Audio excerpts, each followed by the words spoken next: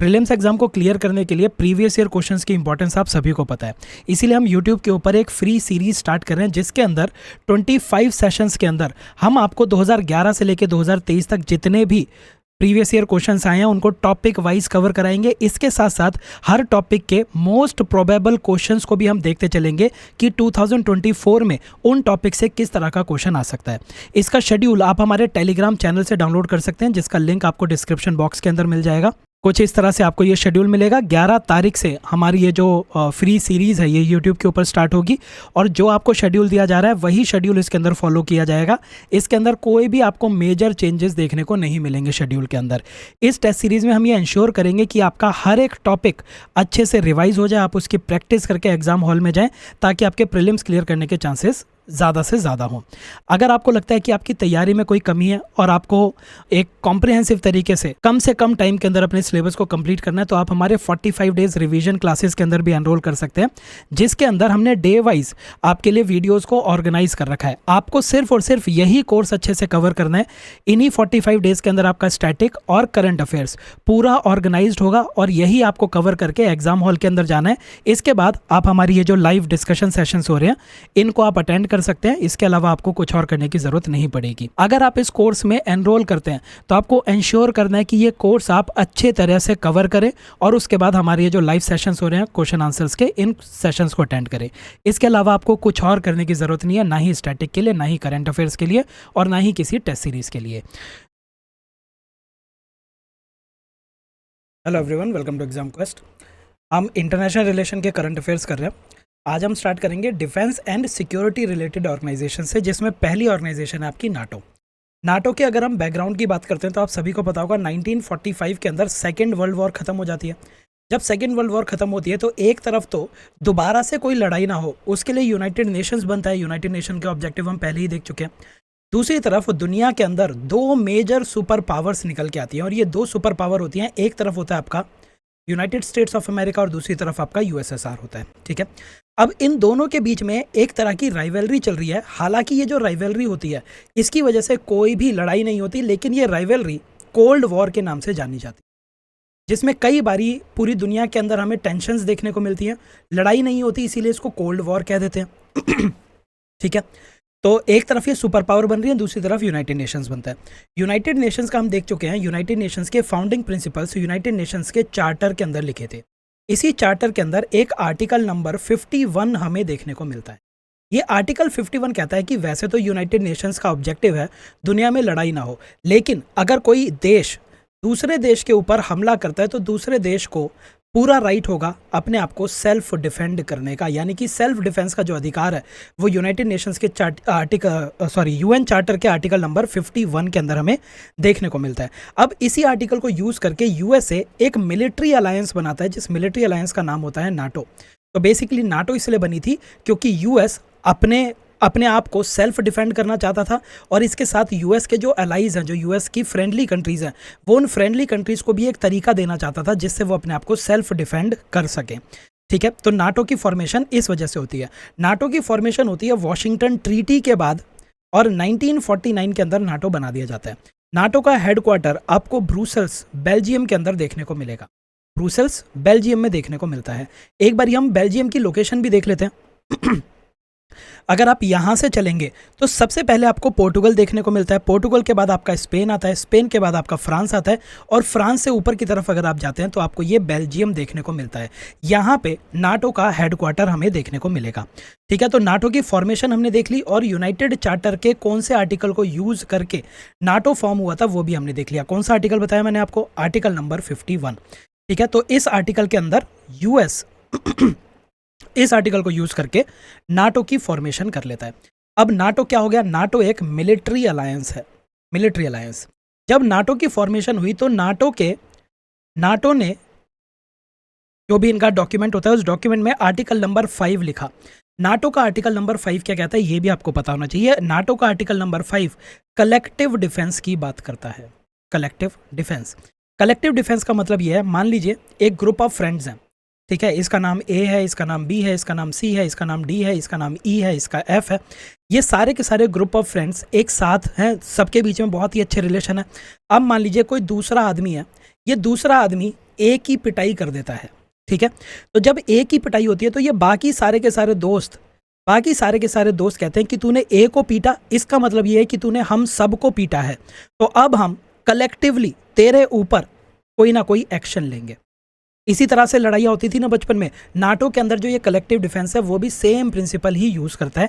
इसके अंदर ये माना जाता है कि अगर किसी एक भी मेंबर के खिलाफ, किसी एक भी मेंबर के ऊपर कोई भी दूसरा देश अटैक करेगा तो उस अटैक को ऐसा माना जाएगा कि वो अटैक हर एक मेंबर के ऊपर हुआ है और ये सारे के सारे मेंबर साथ में मिलकर एक जॉइंट मिलिट्री रिस्पॉन्स लॉन्च करेंगे। जॉइंट मिलिट्री रिस्पॉन्स लॉन्च कर दिया जाएगा, ठीक है। तो इसको कलेक्टिव डिफेंस कहा जाता है, जो कि नाटो के आर्टिकल नंबर 5 के अंदर हमें देखने को मिलेगा। दूसरी चीज़ आप इसके अंदर क्या याद रखेंगे कि जब नाटो बनाई गई तो नाटो के अंदर ओरिजिनली आपको एक यूएसए देखने को मिलता है और आपको बाकी जितने भी देश देखने को मिलते हैं वो आपके यूरोपियन कंट्रीज़ थी। अगर हम रीसेंट की बात करें तो रिसेंटली नाटो के 30 मेंबर्स थे। इन 30 मेंबर्स में से 28 मेंबर यूरोपियन नेशंस थे और केवल 2 मेंबर ऐसे थे जो कि नॉन यूरोपियन थे। और वो 2 मेंबर्स कौन से थे? एक था आपका कनाडा और दूसरा आपका यूनाइटेड स्टेट्स ऑफ अमेरिका, ठीक है। अभी हम न्यूज़ में क्यों देख रहे हैं नाटो को? क्योंकि नाटो अब 30 मेंबर बॉडी की जगह 32 मेंबर बॉडी बन चुका है। 32 मेंबर बॉडी बन चुका है। इसके अंदर 2 और देश शामिल हो चुके हैं और ये दोनों देश यूरोपियन कंट्रीज़ हैं। तो ये कौन से 2 देश हैं? एक है आपका फिनलैंड नाटो का 31st मेंबर बनता है 2023 के अंदर, ठीक है। 2024 में नाटो का 32nd मेंबर बनता है स्वीडन, ठीक है। तो फिनलैंड और स्वीडन नाटो के लेटेस्ट मेंबर्स बने हैं। फिनलैंड 31st और स्वीडन 32nd मेंबर बना है, ठीक है। अब थोड़ी सी अगर हम ज्योग्राफी की बात करें, या फिर ये वाला मैप देखिए आप पहले, हम 2 वो देखना चाह रहे हैं, क्लासिफिकेशन ऑफ ग्रुप्स। एक क्लासिफिकेशन है स्कैंडिनेवियन कंट्रीज़ की और दूसरी क्लासिफिकेशन है नॉर्डिक कंट्रीज़, ठीक है। स्कैंडिनेवियन कंट्रीज़, ये जो क्लासिफिकेशन है ये ज्योग्राफी के आधार पे की गई है। On the basis of geography हम स्कैंडिनेवियन कंट्रीज़ कहते हैं। बेसिकली जो देश स्कैंडिनेवियन पेनिनसुला पे लाई करते हैं उनको हम स्कैंडिनेवियन कंट्री कह देते हैं। नॉर्डिक कंट्रीज़ वो कंट्रीज़ हैं जिनके बीच में हमें लिंग्विस्टिक सिमिलैरिटी देखने को मिलती है, जिनकी लैंग्वेजेस काफ़ी हद तक सिमिलर हैं। लैंग्वेज सेम होने की वजह से उनकी कल्चर और पॉलिटिक्स के अंदर बहुत ज़्यादा एफिनिटी देखने को मिलती है, क्लोजनेस देखने को मिलती है। तो जब हम स्कैंडिनेवियन कंट्री की बात करते हैं तो स्कैंडिनेवियन पेनिनसुला में आपके 2 कंट्रीज़ देखने को मिलेंगी। एक आपकी नॉर्वे और दूसरी आपकी स्वीडन। कभी कभी ब्रैकेट में लिख रहा हूँ इसीलिए मैं, कभी कभी स्कैंडिनेवियन कंट्री के अंदर डेनमार्क को भी शामिल कर दिया जाता है। हालांकि डेनमार्क ज्योग्राफिकली स्कैंडिनेवियन पेनिनसुला पे नहीं आता, लेकिन डेनमार्क नॉर्वे और स्वीडन के साथ बहुत क्लोजली लिंक्ड है, इसीलिए कभी कभी स्कैंडिनेवियन कंट्री में डेनमार्क को भी काउंट कर लिया जाता है। वहीं पर नॉर्डिक कंट्री की बात करें तो नॉर्डिक आपकी 5 कंट्रीज़ हैं। 5 नॉर्डिक कंट्रीज़ कौन सी हैं? इसको याद रखने के लिए आप याद रखेंगे NSF। N से है नॉर्वे, S से है स्वीडन, F से है फिनलैंड, ठीक है। चौथी कंट्री आपकी डेनमार्क और 5वीं कंट्री आपकी आइसलैंड, ठीक है। तो ये 5 आपकी नॉर्डिक कंट्रीज़ हैं। अब इन नॉर्डिक कंट्रीज़ में लिंग्विस्टिक सिमिलैरिटी देखने को मिलती है, लेकिन जो फिनलैंड है, फिनलैंड के अंदर फिनिश बोली जाती है, फिनिश।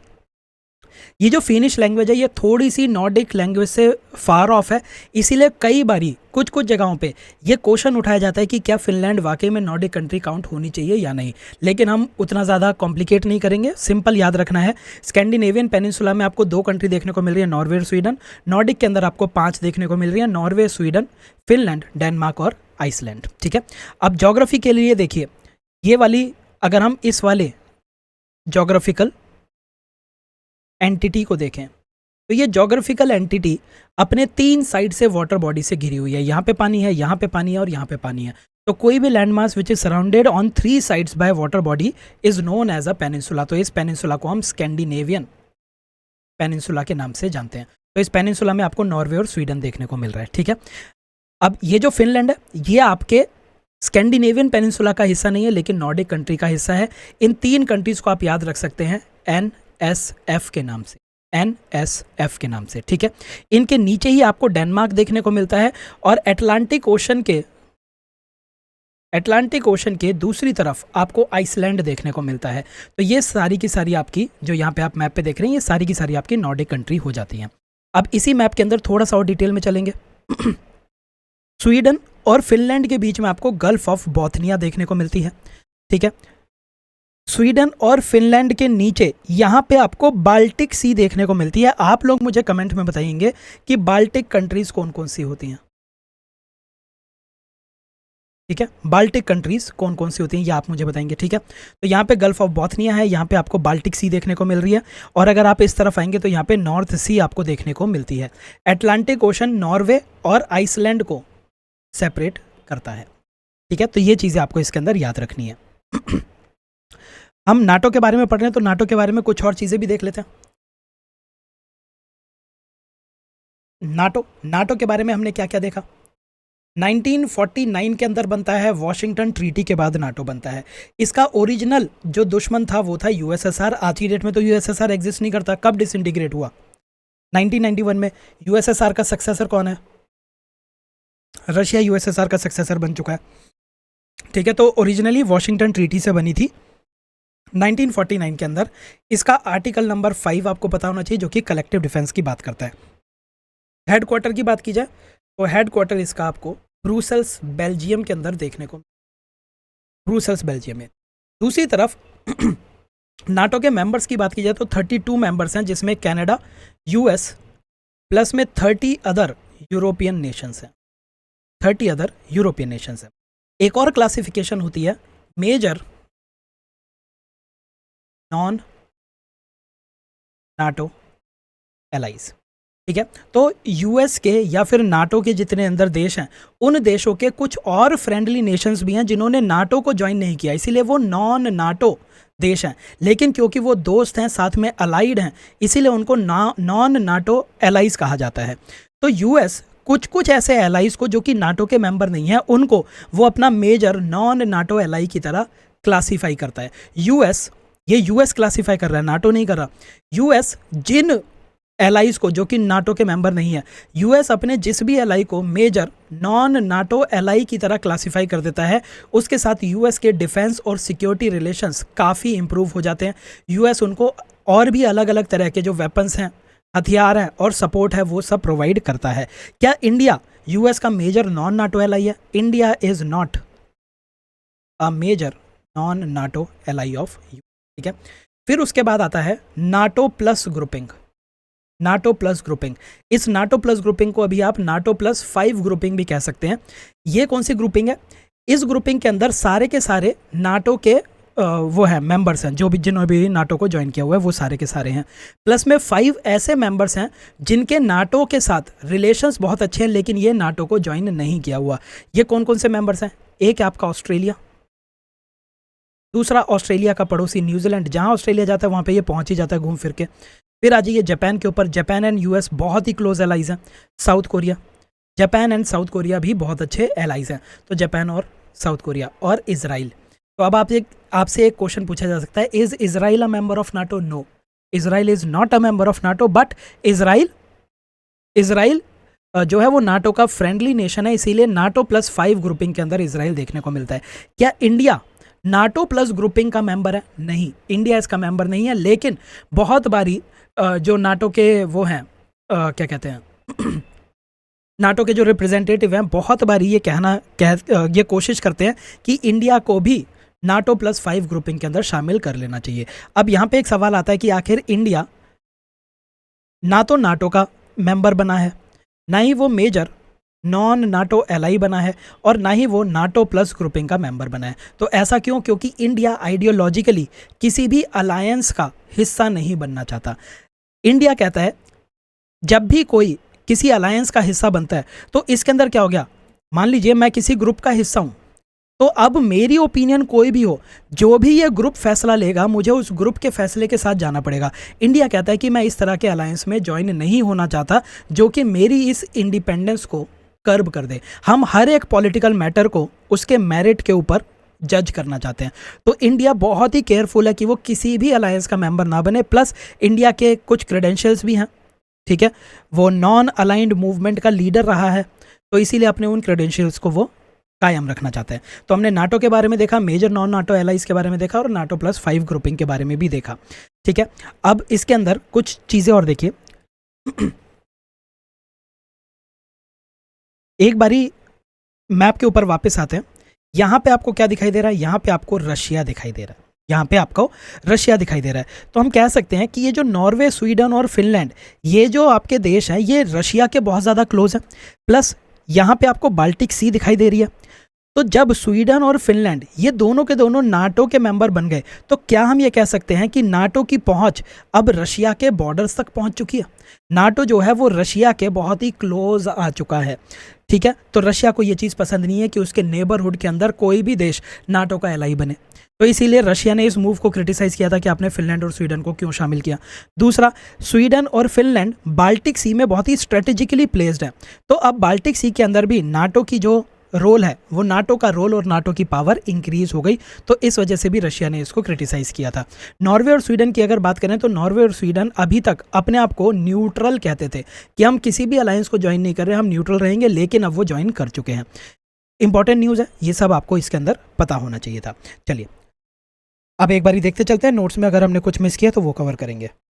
देखिए, फिनलैंड और स्वीडन ये नाटो के 31 और 32 मेंबर बने। 31 आपका फिनलैंड बना और 32 आपका अब ये बना, क्या नाम है इसका, स्वीडन।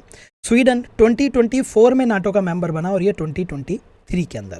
ठीक है, नाटो की अगर बात की जाए तो ये एक कलेक्टिव डिफेंस के लिए ऑर्गेनाइजेशन बनी थी, जिसका आर्टिकल 5 क्या कहता है? नाटो का आर्टिकल 5 कलेक्टिव डिफेंस की बात करता है। यानी कि अगर नाटो के किसी भी एलाई के ऊपर हमला होगा, an attack against one ally would be considered as an attack against all allies. किसी एक पे भी हमला किया तो हम ये मानेंगे कि आपने सब पे हमला कर दिया और हम सब के सब मिलके जॉइंट मिलिट्री रिस्पांस लॉन्च करेंगे उस देश के खिलाफ जिसने हमला किया था। आर्टिकल 5 को आज तक केवल एक बार इन्वोक किया गया है 9/11 के हमले के बाद, जिसमें यूनाइटेड स्टेट्स के जो वो थे ट्विन टावर्स थे, उन ट्विन टावर्स के ऊपर हमला किया गया था। ठीक है, उसके बाद इस आर्टिकल 5 को इन्वोक किया गया। जेनेसिस की बात की जाए तो वॉशिंगटन ट्रीटी के बाद 1949 में बनता है, हेडक्वार्टर ब्रुसेल्स के अंदर है।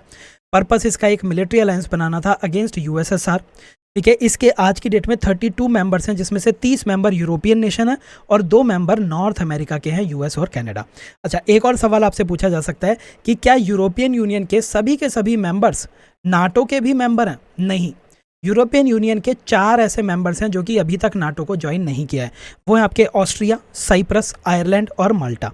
ठीक है, यूनाइटेड नेशंस का आर्टिकल नंबर 51 भी हम देख चुके हैं, which gives right to self defence. ठीक है, major non NATO ally status, ये स्टेटस यूएस देता है। यूएस लॉ के अंदर जिस भी देश को major non NATO ally status मिल जाता है, उसके साथ यूएस के डिफेंस ट्रेड और सिक्योरिटी कॉपरेशन इंक्रीज हो जाता है। यूएस अपने वेपन्स और डिफेंस टेक्नोलॉजी उस देश को ज़्यादा अच्छे से बेच पाता है। ठीक है, जैसे अगर India major non NATO ally नहीं है तो यूएस हो सकता है कि कुछ वेपन्स इंडिया को बेचने में हिचकिचाए। ठीक है, हालांकि इंडिया और यूएस के डिफेंस रिलेशंस बहुत अच्छे हो चुके हैं और बिना इस स्टेटस के भी यूएस और इंडिया के बीच में डिफेंस ट्रेड और सिक्योरिटी कॉपरेशन बहुत स्ट्रांग हो चुका है। ठीक है, लेकिन फिर भी इंडिया जो है वो इस स्टेटस अभी तक इंडिया को नहीं मिला है। यूएस ने 30 देशों को मेजर नॉन नाटो एलाई का स्टेटस दे रखा है, जिसमें से इंडिया नहीं है। नाटो प्लस ग्रुपिंग, इसको नाटो +5 ग्रुपिंग भी कह सकते हैं, क्योंकि इसके अंदर अभी 5 देश हैं। ये जो ग्रुपिंग है, इस ग्रुपिंग के अंदर इंडिया आपको देखने को नहीं मिलेगा। इसमें ऑस्ट्रेलिया, न्यूजीलैंड है, जापान, साउथ कोरिया है और इजराइल है।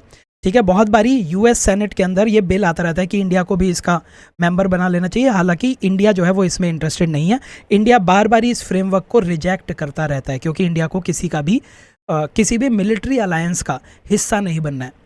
ठीक है, अगली जो हम मिलिट्री और सिक्योरिटी ऑर्गेनाइजेशन देख रहे हैं वो है आपकी FATF। FATF के बारे में आपको याद रखना है। देखिए, कोई भी टेररिज्म होता है, terrorism can not function without money. Terrorism को हथियार खरीदने हैं, उसको जो भी उसके सोल्जर्स हैं उनको खाना खिलाना है, उनको पैसे देने हैं, तो टेररिज्म को पैसे की ज़रूरत होती है। तो टेररिज्म तक पैसा जो पहुंचता है वो पहुंचता है मनी लॉन्ड्रिंग के थ्रू। ठीक है, तो जो फाइनेंशियल एक्शन टास्क फोर्स है वो आज की डेट में दुनिया के अंदर मनी लॉन्ड्रिंग और टेरर फाइनेंसिंग को कंट्रोल करने का काम करती है। अगर कोई भी देश टेररिज्म को फाइनेंस कर रहा है या फिर किसी देश के अंदर मनी लॉन्ड्रिंग को लेके ज़्यादा स्टेप्स नहीं लिए जा रहे, तो FATF उस देश को वार्निंग देती है, वो कहती है कि देख तेरा नाम मैंने ग्रे लिस्ट में लिख दिया है, तेरा नाम मैंने ग्रे लिस्ट में लिख दिया है। इसका मतलब ये है कि तू मनी लॉन्ड्रिंग को प्रिवेंट करने का या फिर टेरर फाइनेंसिंग को प्रिवेंट करने का सही से काम नहीं कर रहा, तो अब तुझे कुछ कुछ स्टेप्स लेने की ज़रूरत है।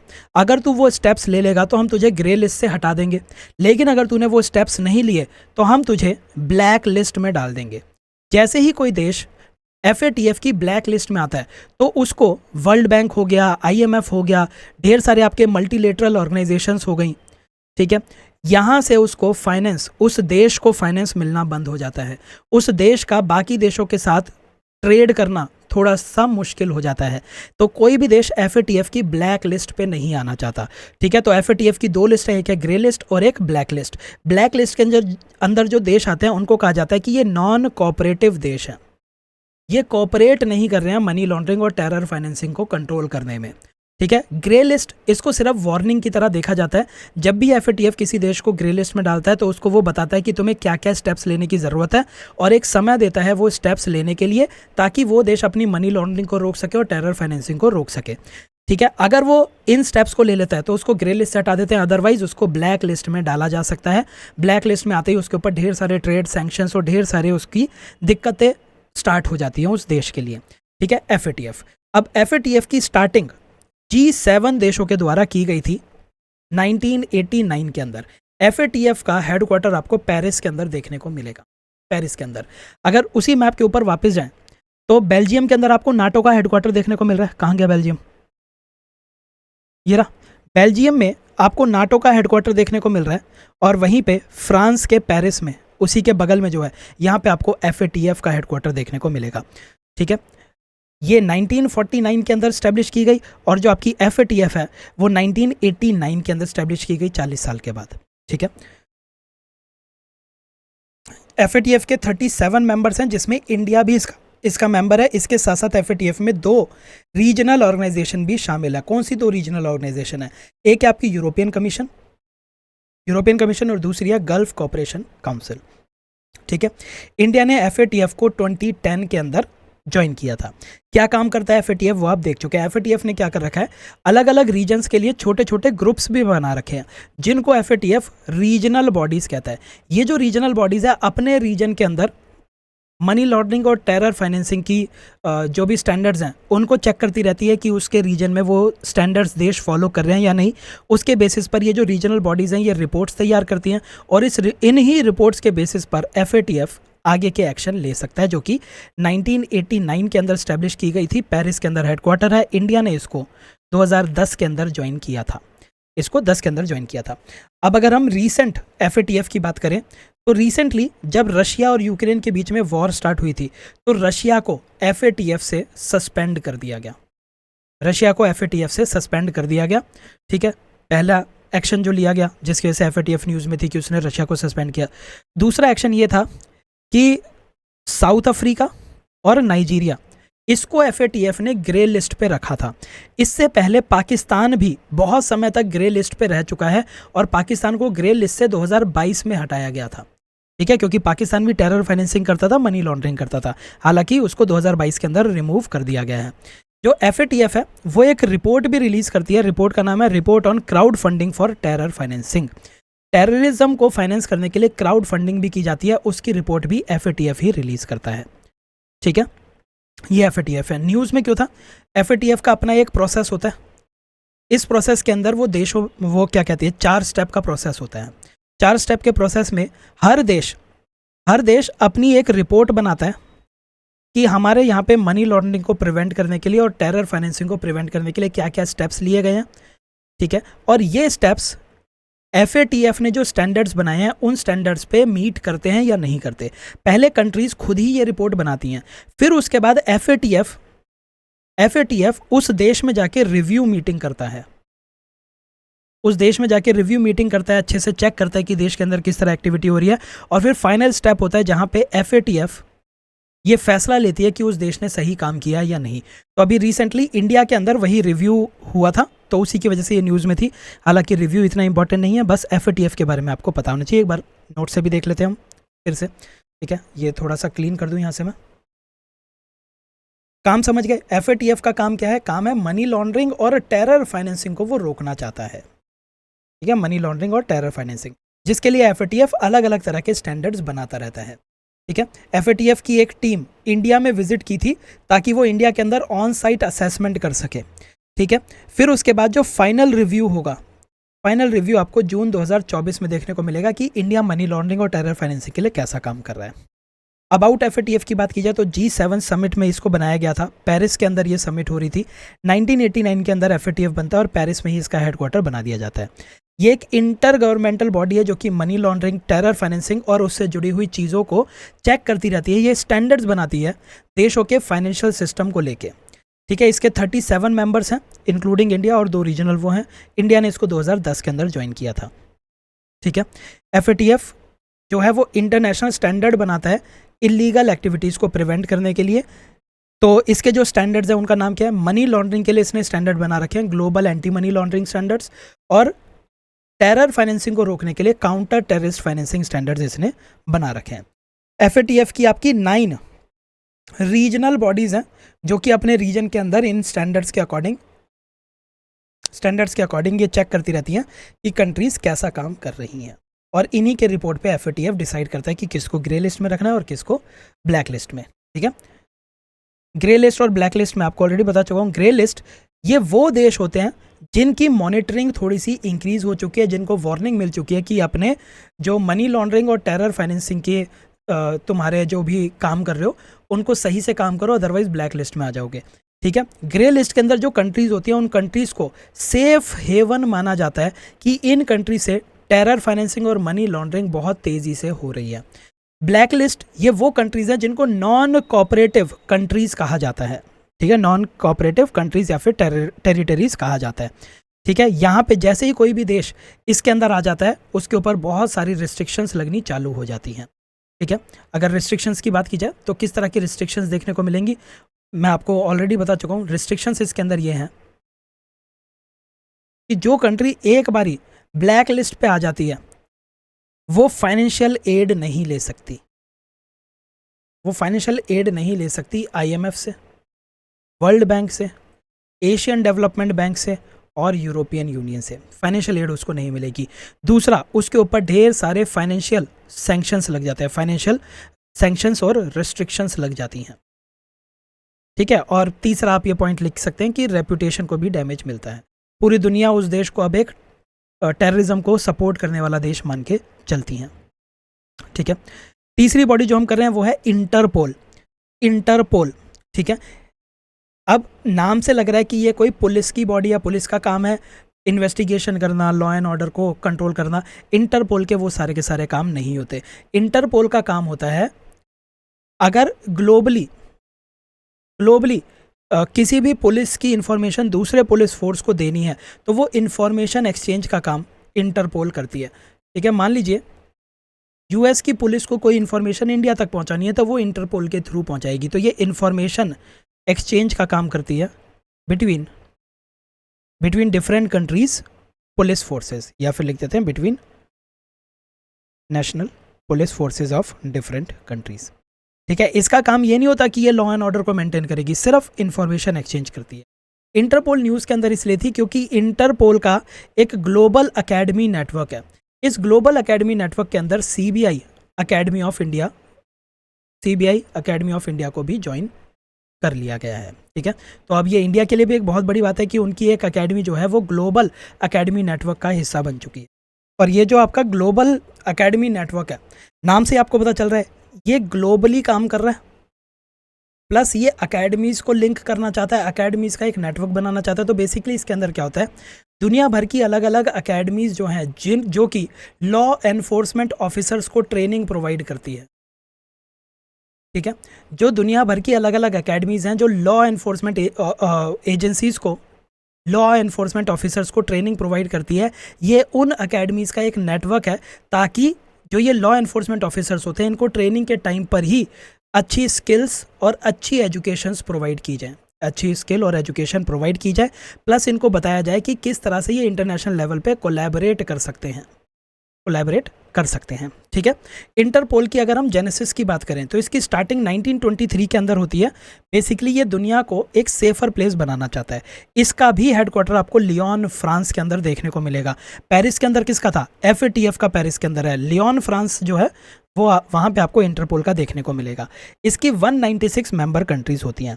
अब जो इंटरपोल है, इंटरपोल क्या करता है? अलग अलग तरह के नोटिसेस इशू करता है। बेसिकली ये नोटिसेस क्या हैं? ये अलग अलग तरह के अलर्ट हैं, अलग अलग तरह के अलर्ट जारी करता है।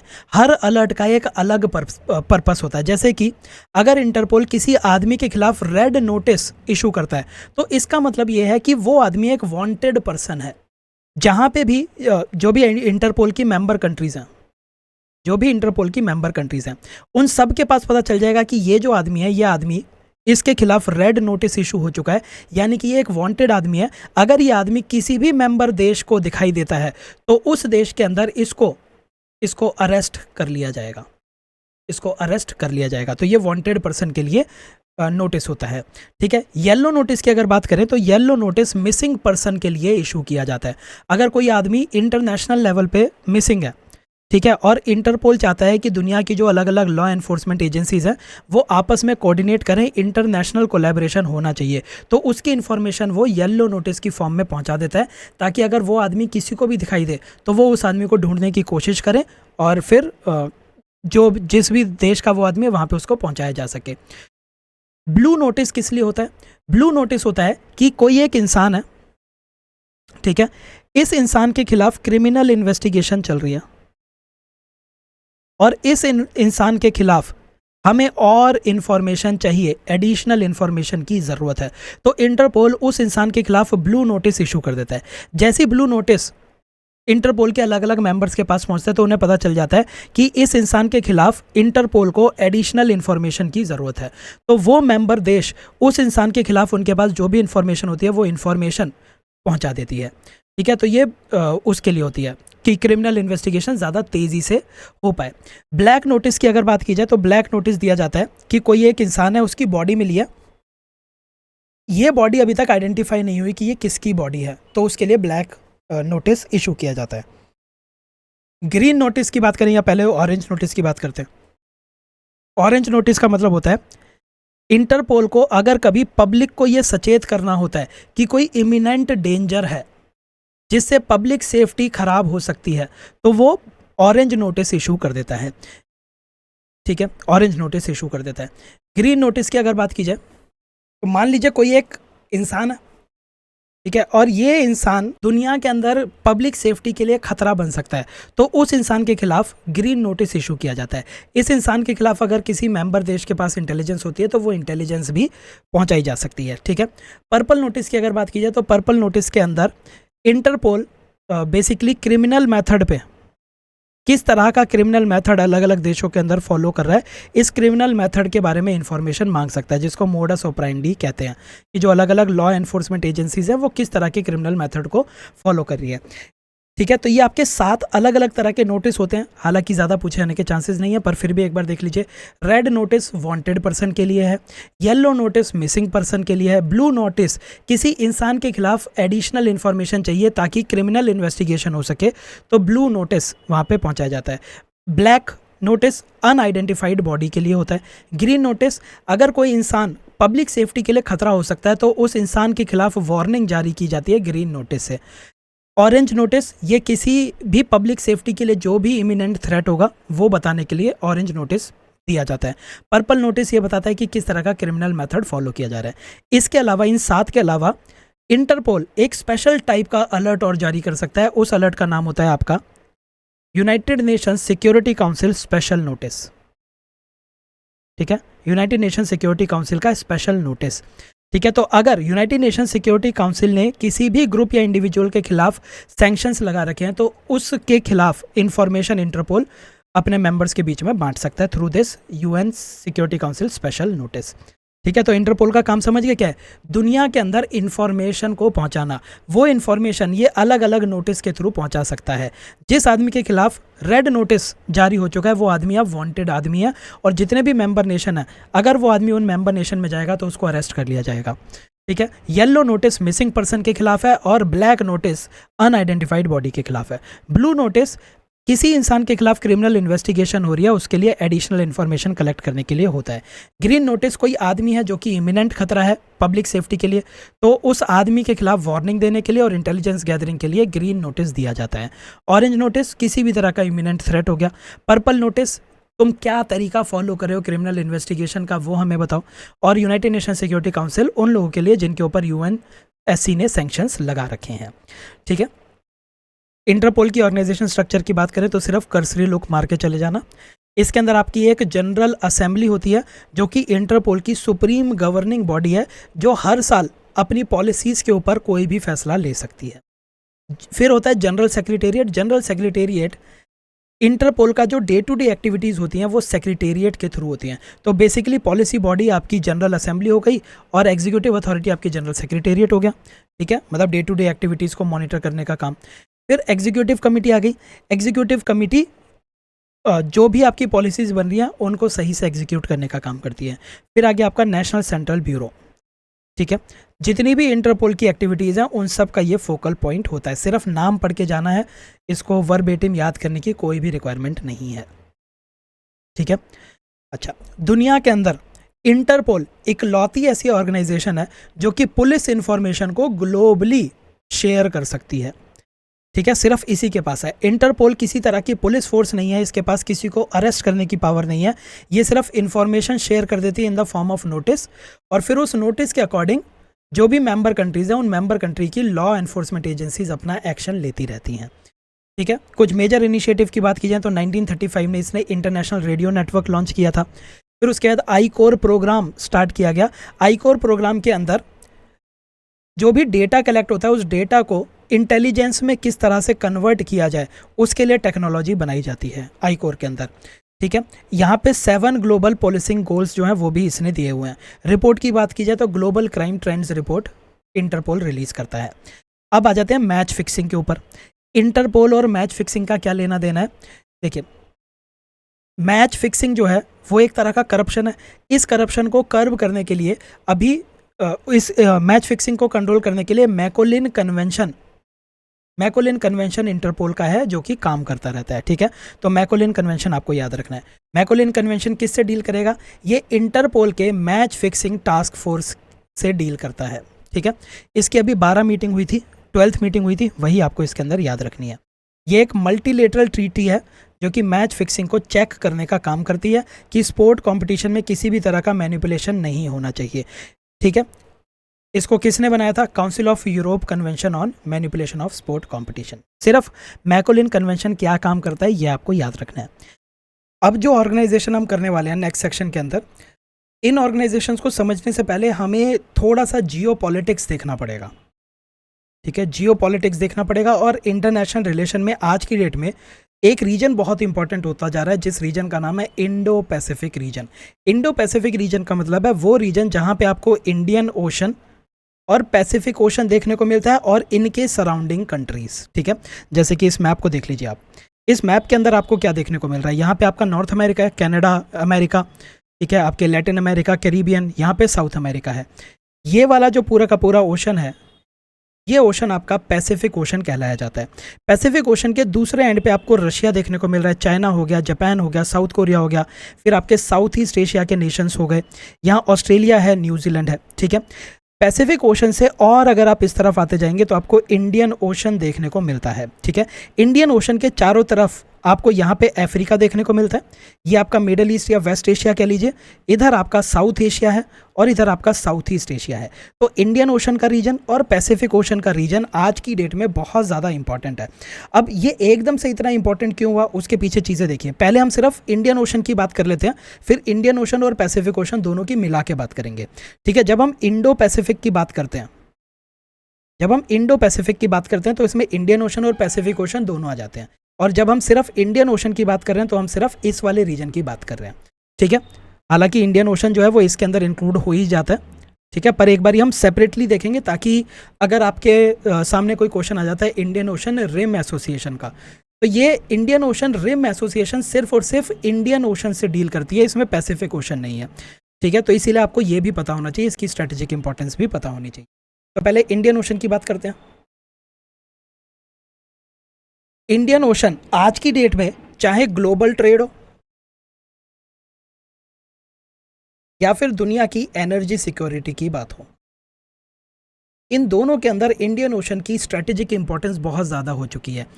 जितना भी आपका ऑयल ट्रेड सी के थ्रू होता है, जितना भी आपका ऑयल ट्रेड सी बॉर्न है, इसका 80% इंडियन ओशन से होके जाता है। तो इंडियन ओशन की सबसे बड़ी स्ट्रेटेजिक इंपॉर्टेंस तो यही देख लीजिए कि ऑयल के ट्रेड जो है वो इंडियन ओशन से होके जा रहा है। तो अगर इंडियन ओशन में कोई भी इंस्टेबिलिटी होगी तो ये ऑयल ट्रेड यहाँ पे सफ़र करेगा। ठीक है, दूसरी चीज़, इंडियन ओशन के अंदर आपको ढेर सारी ग्रोइंग इकोनॉमी देखने को मिलेंगी, जैसे कि आपका साउथ अफ्रीका हो गया, या फिर मैप के ऊपर ही उनको मैप कर लेते हैं। देखिए, ये आपका इंडियन ओशन है, ये वाला रीजन। इस इंडियन ओशन के अंदर यहाँ पे आपको साउथ अफ्रीका देखने को मिल रही है। साउथ अफ्रीका से अगर आप ऊपर की तरफ आएंगे, यहाँ पे आपको इंडिया देखने को मिल रहा है, और फिर आपको ये साउथ ईस्ट एशियन इकोनॉमीज़ देखने को मिल रही हैं which are growing at a very rapid pace. ठीक है, चाहे इंडोनेशिया की बात कर लीजिए, वो बहुत ही तेज़ी से ग्रो कर रही हैं। यहाँ पे आपको ऑस्ट्रेलिया भी देखने को मिल रहा है। ठीक है, तो ढेर सारी ग्रोइंग इकोनॉमीज़, चाहे साउथ अफ्रीका हो, इंडिया हो, इंडोनेशिया हो, ये ढेर सारी ग्रोइंग इकोनॉमीज़ इंडियन ओशन के अंदर लाई करती हैं। ठीक है, ग्रोइंग इकोनॉमीज़ यहाँ पे लाई करेंगी। अगर हम जीडीपी कंट्रीब्यूशन की बात करें तो इंडियन ओशन के अराउंड जितने भी देश हैं उन सब की कंबाइंड जीडीपी ग्लोबल जीडीपी का 20% है।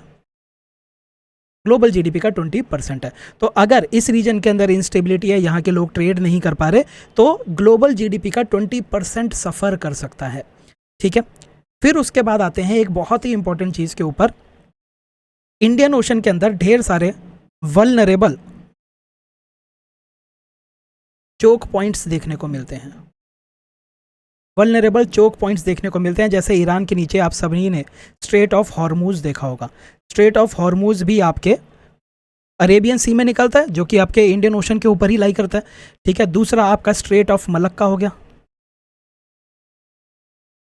तो ये जो वल्नरेबल चोक पॉइंट्स हैं ये आपके इंडियन ओशन में लाई करते हैं। ठीक है, फिर उसके बाद एक और इम्पॉर्टेंट चीज़, दुनिया के अंदर जो टॉप 10 मिलिट्रीज़ हैं, इन टॉप 10 मिलिट्रीज़ में से 7 कंट्रीज़, मतलब जो टॉप 10 कंट्रीज़ हैं विद बिग मिलिट्री प्रेजेंस, इनमें से 7 कंट्रीज़ आपके इंडियन ओशन रीजन के अंदर प्रेजेंट है। 7 कंट्रीज़ इंडियन ओशन रीजन के अंदर प्रेजेंट है। इनके बारे में भी हम देख लेते हैं कि ये 7 कंट्रीज़ आखिर कौन कौन सी हैं। ठीक है, कई बार यहाँ से भी आपको कोई क्वेश्चन देखने को मिल सकता है। तो 7 कंट्री में सबसे पहले सबसे बड़ी कंट्री की बात कर लेते हैं। सबसे बड़ी कंट्री कौन सी है आपकी? United states. इंडियन ओशन के अंदर आपका एक चागोस आर्कीपेलागो है। चागोस आर्कीपेलागो है। ये चागोस आर्कीपेलागो के अंदर आपका एक आइलैंड है जिसका नाम है Diego Garcia. Diego Garcia island. ये जो डिएगो गार्सिया आइलैंड है ये 1814 में यूनाइटेड किंगडम ने फ्रांस से ले ली थी। ठीक है, फिर 1960s में यूनाइटेड किंगडम ने ये जो डिएगो गार्सिया आइलैंड है, ये डिएगो गार्सिया आइलैंड यूएस को दे दिया था, और यूएस की मिलिट्री प्रेजेंस आपको डिएगो गार्सिया के अंदर देखने को मिलती है। एक बहुत बड़ी कंट्रोवर्सी भी है डिएगो गार्सिया को लेके। डिएगो गार्सिया ओरिजिनली मॉरिशियस का था। ठीक है, and Mauritius was a territory of United kingdom. Mauritius United kingdom की उससे क्या कहते हैं, रूल से मॉरिशियस आज़ाद हो जाता है, और आज़ाद होने के बाद 1968 के अंदर ये आज़ाद हो जाता है यूनाइटेड किंगडम के रूल से। और आज़ाद होने के बाद मॉरिशियस ये कहने लगता है कि डिएगो गार्सिया या फिर जो पूरा का पूरा चागोस आर्कीपेलागो है वो तो मेरा है, तो तुम डिएगो गार्सिया को अपने कंट्रोल में क्यों रख रहे हो। मॉरिशियस ने यूके से ये बात बोली। ठीक है, अब क्योंकि डिएगो गार्सिया आज की डेट में यूएस कंट्रोल कर रहा है, उसकी मिलिट्री प्रेजेंस है यूएस की, तो यूएस भी इस कंट्रोवर्सी के अंदर शामिल हो जाता है। ठीक है, पर मोटा मोटा आप इतना याद रख लीजिए कि चागोस आर्कीपेलागो मॉरिशियस के हैं, डिएगो गार्सिया यूके के पास है, एंड यूके ने इसको यूएस को दे दिया है। आज की डेट में यूके और यूएस इसको जॉइंटली ऑपरेट कर रहे हैं, और यूएस की मिलिट्री प्रेजेंस आपको डिएगो गार्सिया के अंदर देखने को मिलेगी। ठीक है, दूसरा रीजन कौन सा है? दूसरा चाइना की बात कर लेते हैं।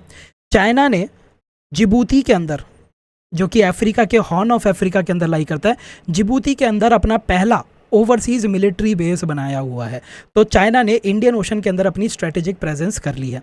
देखिए, अगर हम चाइना की मैप की बात करें तो चाइना फिजिकली इंडियन ओशन के अंदर नहीं है, ठीक है, चाइना फिजिकली इंडियन ओशन के अंदर देखने को नहीं मिलता, लेकिन चाइना ने क्या किया हुआ है, यहाँ पे श्रीलंका के अंदर पोर्ट को उसने लीज पे ले रखा है, हॉर्न ऑफ अफ्रीका के अंदर उसने जिबूती के ऊपर अपनी मिलिट्री प्रेजेंस बना रखी है। तो ये जो उसने अपने स्ट्रेटेजिक पोर्ट्स यहाँ पे ऑक्यूपाई कर रखे हैं, उनकी वजह से चाइना भी इंडियन ओशन रीजन के अंदर प्रेजेंट दिखाई देता है।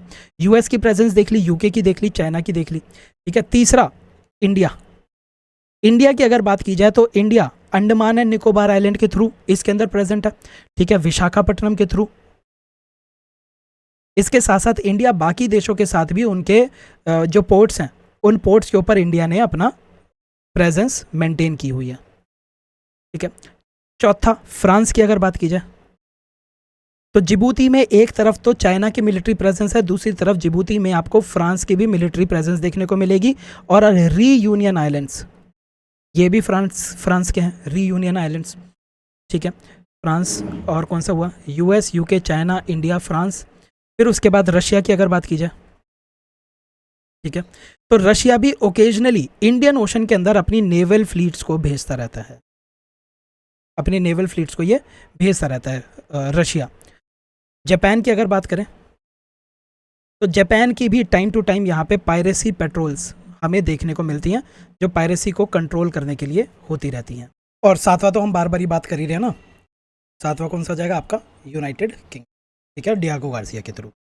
तो दुनिया की 7 मेजर मिलिट्री में से दुनिया की 10 मेजर मिलिट्री में से 7 मिलिट्री की प्रेजेंस आपको इंडियन ओशन में देखने को मिल रही है। अब इंडियन ओशन से बहुत ज़्यादा ऑयल का ट्रेड हो जाता है, 80% of sea borne oil trade जो है वो इंडियन ओशन से होके जा रहा है। ये वाला जो रीजन है, यहाँ पे ढेर सारे स्मगलर्स और पायरेट्स हैं, समुद्री लुटेरे, तो उनसे भी उस ऑयल ट्रेड को बचाने की ज़रूरत होती है। तो इंडियन ओशन की जो इंपॉर्टेंस है वो आप समझ चुके हैं। अब ज़रा हम आते हैं इंडियन ओशन और पैसिफिक ओशन। ये अगर हम ये पूरा का पूरा रीजन कंसिडर करें तो इसके आसपास जितनी भी कंट्रीज़ आपको देखने को मिलती हैं, तो ये जो रीजन है, इस रीजन की इंपॉर्टेंस क्यों है, सबसे बड़ी इंपॉर्टेंस तो आप देख लीजिए कि ये जो रीजन है, इस रीजन के अंदर एक प्लेयर बहुत ज़्यादा उछल कूद मचा रहा है, और उस प्लेयर का नाम है चाइना। चाइना साउथ ईस्ट, ये जो आपकी साउथ चाइना सी है, जो आपकी साउथ चाइना सी है, इस साउथ चाइना सी के अंदर एक बहुत ही अग्रेसिव स्टांस हमें चाइना का देखने को मिलता है। ये अग्रेसिव स्टांस इसलिए है क्योंकि चाइना का ढेर सारा ट्रेड यहाँ स्ट्रेट ऑफ मलक्का से होता हुआ चाइना तक पहुँचता है। चाइना नहीं चाहता कि कोई भी देश इतना पावरफुल हो जाए जो कि स्ट्रेट ऑफ मलक्का को कंट्रोल करने लगे, क्योंकि अगर स्ट्रेट ऑफ मलक्का कंट्रोल हो गई तो चाइना का ट्रेड बहुत ज़्यादा सफ़र कर सकता है, ठीक है। ऊपर से साउथ चाइना सी के अंदर वो अपनी प्रेजेंस बनाए रख रहा है, जिसकी वजह से उसके साउथ ईस्ट एशियन नेशन के साथ बहुत ज़्यादा डिस्प्यूट देखने को मिलते हैं। चाइना ने अपने बेल्ट एंड रोड इनिशिएटिव के थ्रू यूरोप तक अपनी कनेक्टिविटी को इंक्रीज करने की जो है स्ट्रेटेजी वो फॉलो करनी चालू कर दी है, जिसकी वजह से यूनाइटेड स्टेट्स थोड़ा सा डरा हुआ है, ठीक है। हालांकि पेपर में आपको लिख के नहीं आना है कि यूएस डरा हुआ है, आप पेपर के अंदर ये लिख के आ सकते हैं that US is very of rising stature of China, ठीक है। तो इंडो पैसिफिक रीजन की अगर हम इंपॉर्टेंस की बात करें, जियोपॉलिटिकल इंपॉर्टेंस की बात करें, तो इंडो पैसिफिक रीजन में लगभग 4.5 बिलियन पीपल रहते हैं, यानी कि इस रीजन के अंदर जितने भी देश हैं वहाँ पे 4.5 बिलियन पॉपुलेशन है, जो कि ग्लोबल पॉपुलेशन का 33% है। तो बहुत ज़्यादा पॉपुलेशन इस वाले रीजन के अंदर आपको देखने को मिलेगी। दूसरा, अगर जीडीपी की बात करें तो इन देशों की जीडीपी 60% ऑफ ग्लोबल जीडीपी है, 60% ऑफ ग्लोबल जीडीपी, क्योंकि इसके अंदर आपका ये यूएस भी शामिल हो जाता है, ठीक है। तो 60% ऑफ ग्लोबल जीडीपी आपको इंडो पैसिफिक रीजन के अंदर देखने को मिलेगी। Indo Pacific region is becoming a hub for manufacturing. Indo Pacific region एक मैन्युफैक्चरिंग हब बन चुका है। मैन्युफैक्चरिंग हब क्यों? क्योंकि यहाँ पे चाइना लाई करता है। ग्लोबली जितनी भी मैन्युफैक्चरिंग हो रही है उसका 30% चाइना के अंदर होता है। चाइना ग्लोबल मैन्युफैक्चरिंग में 30% उसकी आउटपुट हमें देखने को मिलती है। फिर चाइना के बाद आपको यहाँ पे इंडिया और वियतनाम देखने को मिलेगा, और ये दोनों देश भी आज की डेट में बहुत तेज़ी से ग्रो कर रहे हैं, ठीक है, और यहाँ पे भी मैन्युफैक्चरिंग हो रही है। साउथ चाइना सी के अंदर आपको मेजर पावर्स का फोकस देखने को मिलेगा। सॉरी, साउथ चाइना सी बार बार बोले जा रहा हूँ मैं। ये हम जो बात कर रहे हैं ये इंडो पैसिफिक की बात कर रहे हैं। तो इंडो पैसिफिक रीजन के अंदर मेजर पावर्स का फोकस हमें देखने को मिलेगा। ठीक है, बार बार मैं जो साउथ चाइना सी बोलता जा रहा था वो गलत है। साउथ चाइना सी का बस मैंने वही बताया था कि चाइना का इन्फ्लुएंस वहाँ पे इंक्रीज हो रहा है। ठीक है, focus of major powers of the world, जो वर्ल्ड की मेजर पावर है उसका फोकस इंडो पैसिफिक रीजन में, जैसे कि यूएस काउंटर करना चाहता है चाइना के इन्फ्लुएंस। ठीक है, यूएस चाहता है क्योंकि इंडो पैसिफिक रीजन बहुत इंपॉर्टेंट है, तो इंडो पैसिफिक रीजन के अंदर स्टेबिलिटी बनी रहे। ठीक है, स्टेबिलिटी बनी रहे, यहाँ पे जो भी ट्रेड हो रहा है वो ट्रेड फ्री होना चाहिए और ओपन होना चाहिए। ठीक है, तो इसीलिए यूएस अपनी एक free and open Indo Pacific strategy follow करता है। Free and open Indo Pacific strategy, ये किसकी स्ट्रेटेजी है? ये यूएस की स्ट्रेटेजी है। ठीक है, तो इन सारी चीज़ों की वजह से आज की डेट में इंडो पैसिफिक रीजन बहुत ज़्यादा इंपॉर्टेंट हो चुका है। तो अब हम एक एक करके ये जो ऑर्गेनाइजेशंस हैं इन ऑर्गेनाइजेशन की बात करते हैं। सबसे पहली जो ऑर्गेनाइजेशन हम कर रहे हैं वो है Indian Ocean Rim Association. Indian Ocean Rim Association, ये आपका इंडियन ओशन है। तो इंडियन ओशन के एजिस पे जितने भी देश हैं वो देश आपको इसके मेंबर देखने को मिलेंगे, अदर देन म्यांमार। ठीक है, म्यांमार आपको यहाँ पे देखने को नहीं मिल रहा, पाकिस्तान आपको यहाँ पे देखने को नहीं मिल रहा। ठीक तो Indian Ocean Rim Association news के अंदर इसलिए था क्योंकि इंडियन ओशन रिम एसोसिएशन की काउंसिल ऑफ फॉरेन मिनिस्टर्स की मीटिंग अभी श्रीलंका के अंदर हुई थी, श्रीलंका के कोलंबो के अंदर हुई थी। ये जो आयोरा है, इंडियन ओशन की इंपॉर्टेंस 1990s में इंक्रीज होनी चालू हुई और 1997 के अंदर ये इंडियन ओशन रिम एसोसिएशन बनी थी। इस एसोसिएशन के पीछे जो मेन विजन था वो नेल्सन मंडेला जी का था, नेल्सन मंडेला जी का।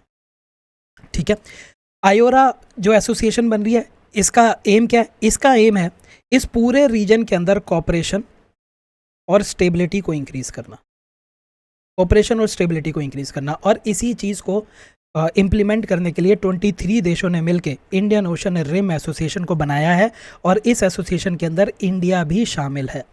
इंडिया भी इसके अंदर शामिल है। अब एक क्वेश्चन, क्या इसके अंदर चाइना है? चाइना नहीं है। क्यों? क्योंकि चाइना इंडियन ओशन के अंदर लाई ही नहीं करता है। ठीक है, तो चाइना इसका मेंबर नहीं है। बाकी इंपॉर्टेंस मैं आपको बता चुका हूँ। 1/3 ऑफ वर्ल्ड पॉपुलेशन यहाँ पे है। 80% ऑफ ग्लोबल ऑयल ट्रेड आपको इंडियन ओशन से जाता हुआ दिखाई देगा। अगर गुड्स एंड सर्विसेज की बात की जाए तो 1 ट्रिलियन गुड्स एंड सर्विसेज इस रीजन से प्रोड्यूस होते हैं और इंट्रा IORA ट्रेड लगभग $800 बिलियन का हमें देखने को मिलता है। अगर हम इस एसोसिएशन की चेयरमैनशिप की बात करें तो पहले इसका चेयरमैन बांग्लादेश था, लेकिन अब इसका चेयरमैन श्रीलंका बन चुका है 2025 तक। ठीक है, 2023 से 2025 तक ये है। और श्रीलंका के बाद इसका चेयरमैन इंडिया बनने वाला है 2025 से लेके 2027 तक। तो क्या हम इससे ये भी याद रख सकते हैं कि इंडियन ओशन रिम एसोसिएशन की जो चेयरमैनशिप होती है वो 2 सालों के लिए मिलती है। अभी बांग्लादेश, श्रीलंका और फिर इंडिया, इस तरह से ये चेयरमैनशिप आगे जाएगी। ठीक है, 23 कंट्रीज़ की ये ऑर्गेनाइजेशन है। हमने इंडियन ओशन की ऑर्गेनाइजेशन देख ली। अब देखिए, अब हम बात करें फिपिक। फिपिक क्या है? फिपिक एक फोरम बना हुआ है जिसके अंदर इंडिया डिस्कस करता है। फोरम बेसिकली जहाँ पे भी आपको फोरम दिखाई दे, तो फोरम का मतलब होता है एक ऐसा प्लेटफॉर्म जहाँ पे जो भी मेंबर्स हैं वो आके चीज़ों को डिस्कस करते हैं।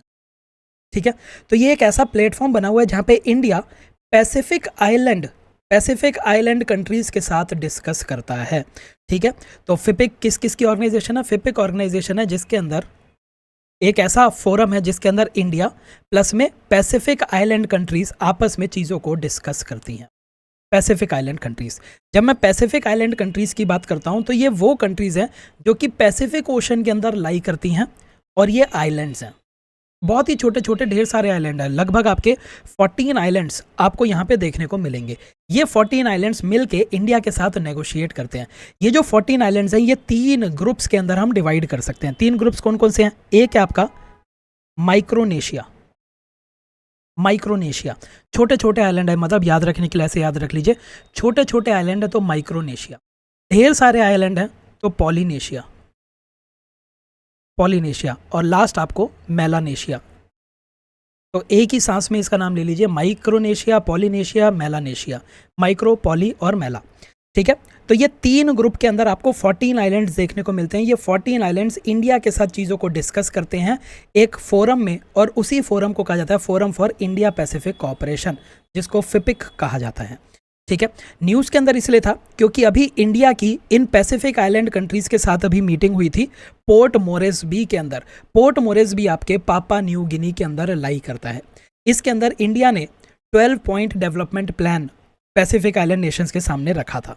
ठीक है, फिपिक की अगर बात की जाए तो ये 2014 के अंदर लॉन्च की गई थी। इसके अंदर 14 आइलैंड कंट्रीज़ हैं। सारी की सारी आपको रटने की ज़रूरत नहीं है, बस इस मैप को एक बार अच्छे से देखिए। मैप में आपको पॉलिनेशिया देखने को मिल रहा है जिसके अंदर ढेर सारे ये आइलैंड्स हैं। कुक आइलैंड बहुत इंपॉर्टेंट है, समोआ, तुवालू, किरिबाती, टोंगा, ये सारे के सारे पॉलिनेशिया के आइलैंड हैं। हवाई, ठीक है। माइक्रोनेशिया की बात की जाए तो यहाँ पे आपको Marshall Island, Mariana Island, Guam और पलाऊ देखने को मिलता है। मेलानेशिया में आपका सोलोमन आइलैंड, न्यू कैलेडोनिया, ये सारे के सारे लाई करते हैं।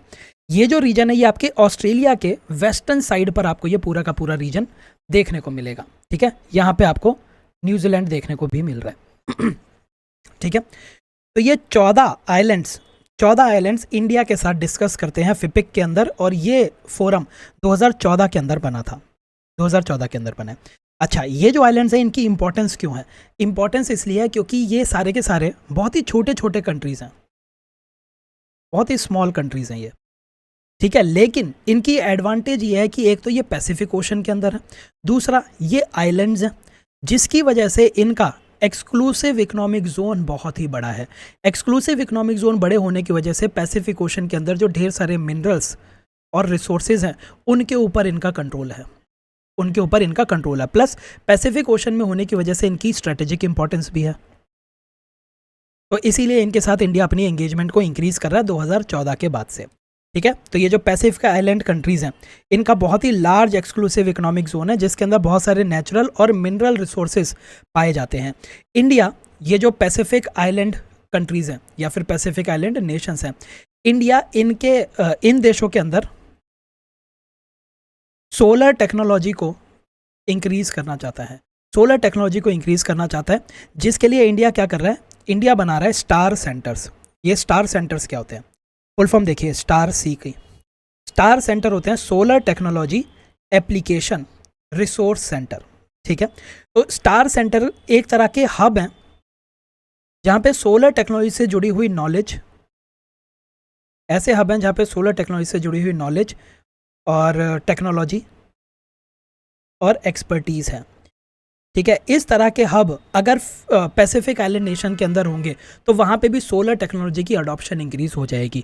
तो इंडिया जो है वो जो ये पैसिफिक आइलैंड नेशंस हैं उनके अंदर सोलर टेक्नोलॉजी को इस तरह से इंक्रीज़ करना चाहता है bye expanding star c centres.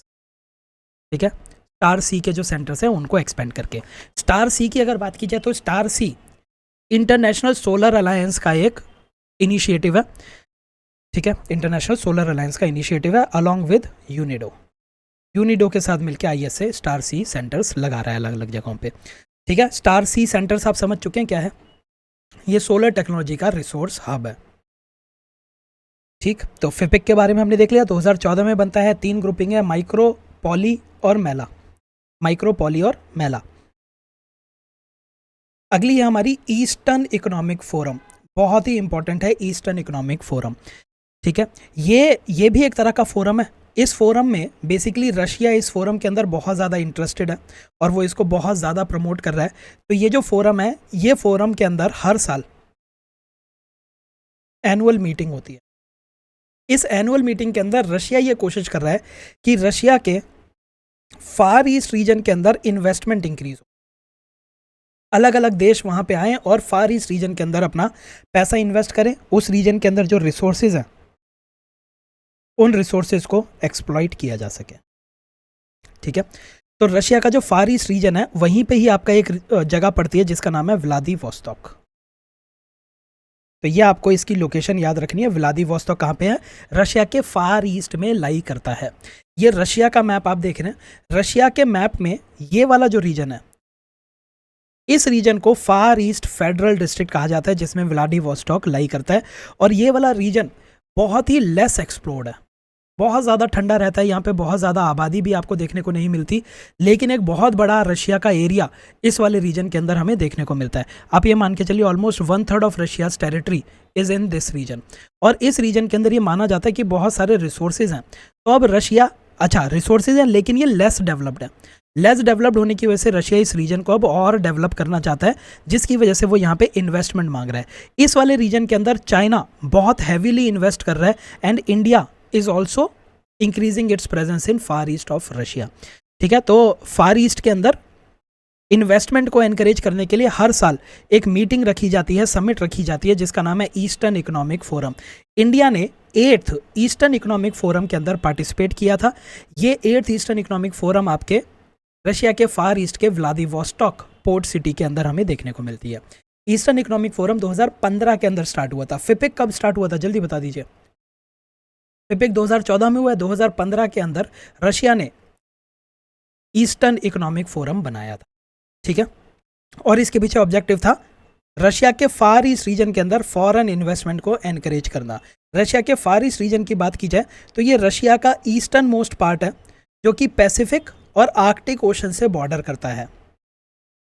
ठीक है, ईस्टर्न मोस्ट पार्ट है, यहाँ पे आपको पैसिफिक ओशन देखने को मिलेगा, यहाँ पे आपको आर्कटिक ओशन देखने को मिलता है।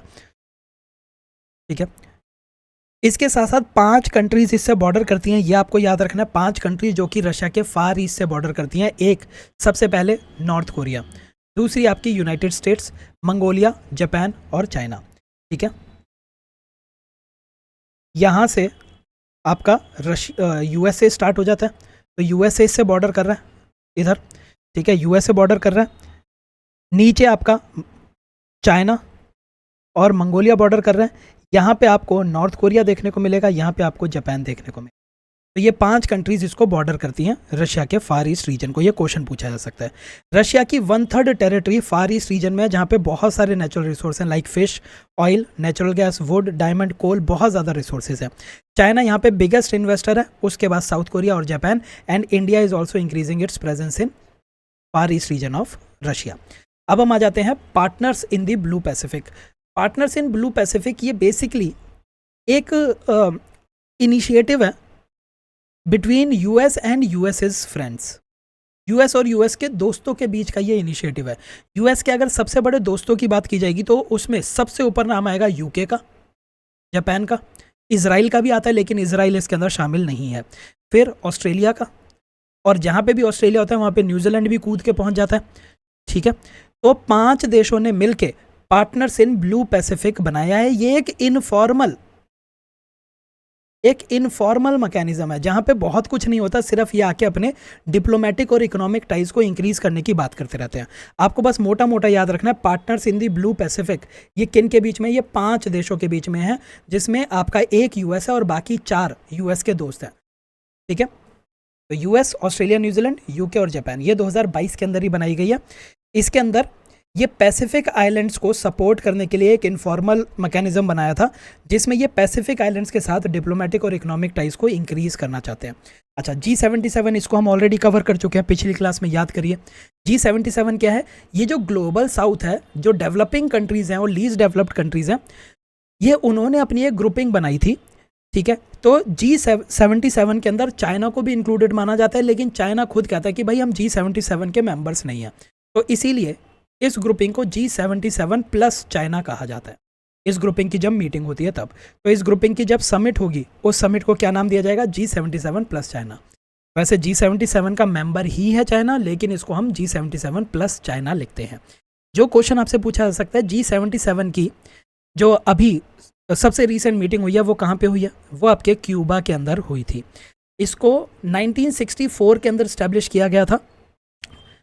77 कंट्रीज़ ने इसको ओरिजिनली स्टैब्लिश किया था, लेकिन आज की डेट में अगर आप देखेंगे तो मोर देन 130 कंट्रीज़ आपको G77 के अंदर देखने को मिलेंगी। ठीक है, और ये बेसिकली सारी की सारी डेवलपिंग कंट्रीज़ हैं। तो ये सारी डेवलपिंग कंट्रीज़ एक साथ आई हैं, साथ आके उन्होंने अपनी एक ग्रुपिंग बनाई है, ताकि कल को अगर यूनाइटेड नेशन के अंदर किसी भी तरह की डिस्कशन होती है तो ये सारी की सारी डेवलपिंग कंट्रीज़ अपने इंटरेस्ट को कलेक्टिवली रिप्रेजेंट कर सकें।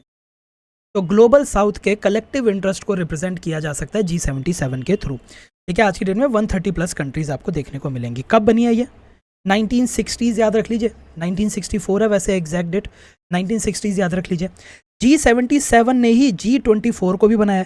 G24 G77 के वो देश हैं जो कि मल्टीलेटरल डेवलपमेंट बैंक्स के अंदर रिफॉर्म की डिमांड कर रहे हैं। ठीक है, इसको बस एक बारी रीड कर लीजिएगा। इसके अंदर आपके 28 मेंबर्स हैं इंक्लूडिंग इंडिया, प्लस में चाइना। चाइना जो है वो G24 का मेंबर नहीं है। G24 के अंदर इसको स्पेशल इनविटेशन दिया जाता है मीटिंग के लिए आने के लिए, ठीक है। तो जो चाइना है वो एक स्पेशल इन्वाइटी है। इसका हेडक्वार्टर आपको वॉशिंगटन DC IMF के हेडक्वार्टर के अंदर ही देखने को मिलेगा। अब हम आ जाते हैं I2U2। I2U2 बहुत ही इंपॉर्टेंट ऑर्गेनाइजेशन है। ये ऑर्गेनाइजेशन देखिए, जब हम वेस्ट एशिया की बात करते हैं तो उसके अंदर एक देश है जिसका नाम है इसराइल। इसराइल का अरब वर्ल्ड के साथ रिलेशंस बहुत अच्छे नहीं थे, ठीक है। जैसे कि जो इसराइल है, Israel is against Palestine. Palestine की अगर बात की जाए तो पैलेस्टीनियन पॉपुलेशन इस्लामिक है और इसराइल की पॉपुलेशन आपको ज्यूइश देखने को मिलेगी, ठीक है। प्लस इनके अपने रिलीजियस और दूसरे भी डिफरेंसेस चल रहे हैं, पर उन डिफरेंसेस में अभी हम नहीं जा रहे। जो लोग हमारे उसके मेंस के कोर्स में उनको तो हम ये ऑलरेडी टॉपिक आपने कर लिया होगा, मैं उम्मीद करता हूँ। बाकी प्रीलिम्स के पॉइंट ऑफ व्यू से सिर्फ फैक्चुअल चीज़ के ऊपर ध्यान देंगे। तो मोटा मोटा याद रख लीजिए कि इसराइल और पैलेस्टीन, इनके बीच में आपस में लड़ाई चलती रहती है। अब जो अरब वर्ल्ड है, अरब वर्ल्ड भी इस्लामिक है, अरब वर्ल्ड भी इस्लामिक है, पैलेस्टीन भी इस्लामिक है। तो अरब वर्ल्ड हमेशा से पैलेस्टीन का सपोर्ट करता आया था। इसराइल के इसी वजह से अरब वर्ल्ड के साथ रिलेशंस अच्छे नहीं हो पाए, ठीक है। दूसरा, यूएस और इसराइल आपस में बहुत अच्छे दोस्त हैं। यूएस और सऊदी अरेबिया आपस में बहुत अच्छा दोस्त है। सऊदी अरेबिया और यूएई ये आपस में बहुत अच्छे दोस्त हैं। सऊदी अरेबिया और ईरान, इन दोनों की आपस में बहुत ज़्यादा दुश्मनी है, ठीक है। सऊदी अरेबिया और ईरान, इन दोनों की आपस में बहुत ज़्यादा दुश्मनी है। ये दोनों के दोनों अपने आप को इस्लामिक वर्ल्ड का लीडर बनाना चाहते हैं, ठीक है। सऊदी अरेबिया कहता है कि मैं हूँ इस्लामिक वर्ल्ड का लीडर, ईरान कहता है तू कैसे है, मैं हूँ। तो इस वजह से सऊदी अरेबिया और ईरान के बीच में काफ़ी ज़्यादा आपको टेंशन देखने को मिलेगी। तो आज की डेट में ये जो अरब वर्ल्ड है, सऊदी अरेबिया, यूएई जो हो गया, इनको एक रियलाइजेशन हो चुकी है कि इनका जो बिगर एनिमी है, इनका जो बिगर एनिमी है वो ईरान है, ठीक है।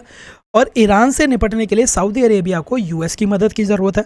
तो इसीलिए आप देखेंगे कि यूएस ईरान के ऊपर हमेशा दबाव बनाए रखता है। ईरान के ऊपर कई बार आपको सैंक्शन भी देखने को मिलेंगे। यूएस और ईरान की न्यूक्लियर डील अगर आपने पढ़ी हो तो आपको ये पता होगा, ठीक है। तो यूएस जो है वो ईरान के ऊपर दबाव बनाता रहता है। तो सऊदी अरेबिया को पता है कि मुझे यूएस का सपोर्ट चाहिए। सऊदी अरेबिया, यूएई, ये जो अरेबिक वर्ल्ड है, इनको ये पता चल चुका है कि उनका बिगर एनिमी ईरान है और वो एक बारी को इजराइल से दोस्ती कर सकते हैं, लेकिन ईरान को हराना बहुत ज़रूरी है उनके लिए। तो इसी वजह से सऊदी अरेबिया और यूएई, इजराइल के साथ इनके बहुत अच्छे रिलेशन नहीं होते थे, लेकिन now they have started coming closer to Israel. Now they have started coming closer to Israel. और एक डील हुई थी, जिस डील का एक अकॉर्ड साइन हुआ था, जिस अकॉर्ड का नाम था अब्राहम अकॉर्ड। ये अब्राहम अकॉर्ड इजराइल और यूएई के बीच में साइन हुआ था, ठीक है। यूएई के बीच में साइन हुआ, तो ये मान लीजिए कि सऊदी अरेबिया की, यूएई जो भी काम करता है सऊदी अरेबिया से पूछ के करता है, इस तरह से आप याद रख सकते हैं, ठीक है। तो अगर इजराइल ने अपने रिलेशंस को नॉर्मलाइज करने के लिए अकॉर्ड साइन किया इजराइल के साथ, तो यूएई ने अगर इजराइल के साथ ये अकॉर्ड साइन किया है, तो यूएई ने सऊदी अरेबिया की ब्लेसिंग से ही ये काम किया होगा। तो अब ये पता चल रहा है कि इजराइल और सऊदी अरेबिया के, यूएई के जो रिलेशंस हैं वो इम्प्रूव होते हुए दिखाई दे रहे हैं, ठीक है। तो जब ये अब्राहम अकॉर्ड साइन हुआ तो उस टाइम पर एक ऑर्गेनाइजेशन के बारे में बात की जाने लगी कि इंडिया और इजराइल, यूएई और यूएस, ये जो चार देश हैं, ये चार देश साथ आ सकते हैं मिडल ईस्ट के अंदर कोऑपरेट करने के लिए, ठीक है। और उससे जन्म होता है I2U2 ग्रुपिंग का, I2U2 ग्रुपिंग। तो I2U2 ग्रुपिंग के अंदर आपको चार देश देखने को मिलेंगे, इंडिया, इजराइल यानी कि I2, यूएस और यूएई यानी कि U2। I2U2 ग्रुपिंग आपके इन चार देशों से मिलके बनी है, ठीक है। पहली बार 2021 में इसको मेंशन किया गया था, after Abraham accord between Israel and UAE, ठीक है। इस ग्रुपिंग के मेंबर इंडिया, इजराइल, यूएस और यूएई देखने को मिलते हैं। अभी न्यूज़ के अंदर इसलिए थी क्योंकि इंडिया, इजराइल और यूएई, इन तीन देशों ने, यूएस नहीं है इसके अंदर, I2U2 ग्रुपिंग के तीन देशों ने मिलके एक नए जॉइंट स्पेस वेंचर के बारे में डिस्कस किया था, अनाउंस किया था कि ये स्पेस बेस्ड टूल प्रोवाइड करना चाहते हैं पॉलिसी मेकर्स को, इंस्टीट्यूशन को और एंटरप्रेन्योर्स को, ठीक है। I2U2 आपको पता होना चाहिए, अब्राहम अकॉर्ड आपको पता होना चाहिए। एक काम करते हैं, अब्राहम अकॉर्ड को थोड़ा सा और डिटेल में देख लेते हैं। है ना, क्या पता वहाँ से भी कोई क्वेश्चन मिल जाए आपको। अब्राहम अकॉर्ड की बात करते हैं।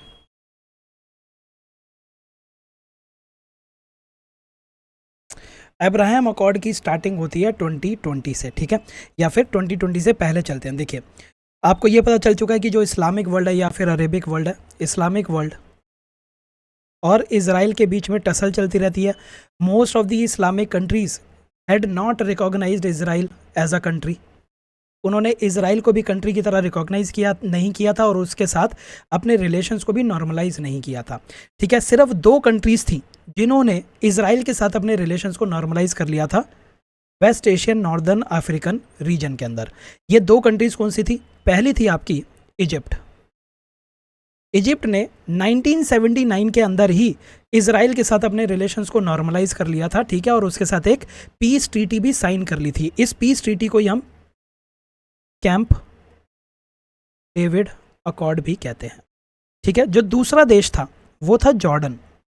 इजिप्ट ने 1979 के अंदर किया, जॉर्डन ने किया था 1994 के अंदर, ठीक है। और जॉर्डन ने भी इसराइल के साथ पीस ट्रीटी साइन कर ली थी, पीस ट्रीटी साइन कर ली थी, और इन दोनों के जो रिलेशन थे वो इसराइल के साथ नॉर्मलाइज हो गए थे, नॉर्मलाइज हो गए, ठीक है। 2020 के अंदर क्या होता है? 2020 के अंदर जो मतलब एक क्वेश्चन आपसे जो पूछा जा सकता है कि अब्राहम अकॉर्ड इसराइल ने किन किन देशों के साथ साइन किया है? तो इसराइल ने अब्राहम अकॉर्ड सबसे पहले साइन किया यूएई के साथ, यूनाइटेड अरब एमिरेट्स के साथ। यूएई पहला नेशन बन जाता है, पहला अरब नेशन बन जाता है after Egypt to normalise relations with Israel, ठीक है। दूसरी कंट्री जिसने इसराइल के साथ इसको साइन किया वो थी बहरीन। यूएई के बाद बहरीन ने सेम दिन पे साइन किया था, पर पहले यूएई ने किया फिर बहरीन ने किया। तीसरी कंट्री बनती है आपकी मोरक्को, मोरक्को, ठीक है। मोरक्को ने 2020 के अंदर इसको दिसंबर में इसको साइन किया, ठीक है। और चौथी कंट्री है आपकी सूडान, सूडान ने भी अब्राहम अकॉर्ड साइन कर लिया है। तो एक क्वेश्चन आपसे पूछा जा सकता है इसको असेंडिंग ऑर्डर में लगाने के लिए कि पहले किसने किया बाद में किसने किया। ये भी आ सकता है कि इसराइल के साथ किस किसने साइन किया। और ऑप्शंस के अंदर आपको 99% सऊदी अरेबिया भी देखने को मिलेगा। सऊदी अरेबिया ने डायरेक्टली इसराइल के साथ अब्राहम अकॉर्ड साइन नहीं किया है, लेकिन अगर यूएई कर रहा है, बहरीन कर रहा है, तो इसका मतलब यह है कि सऊदी अरेबिया की जो रजामंदी इस अकॉर्ड के साथ है, ठीक है। अगली ऑर्गेनाइजेशन हम कर रहे हैं ऑकस, ऑकस, ठीक है। ए से ऑस्ट्रेलिया, यू से यूके, यूएस से यूएस।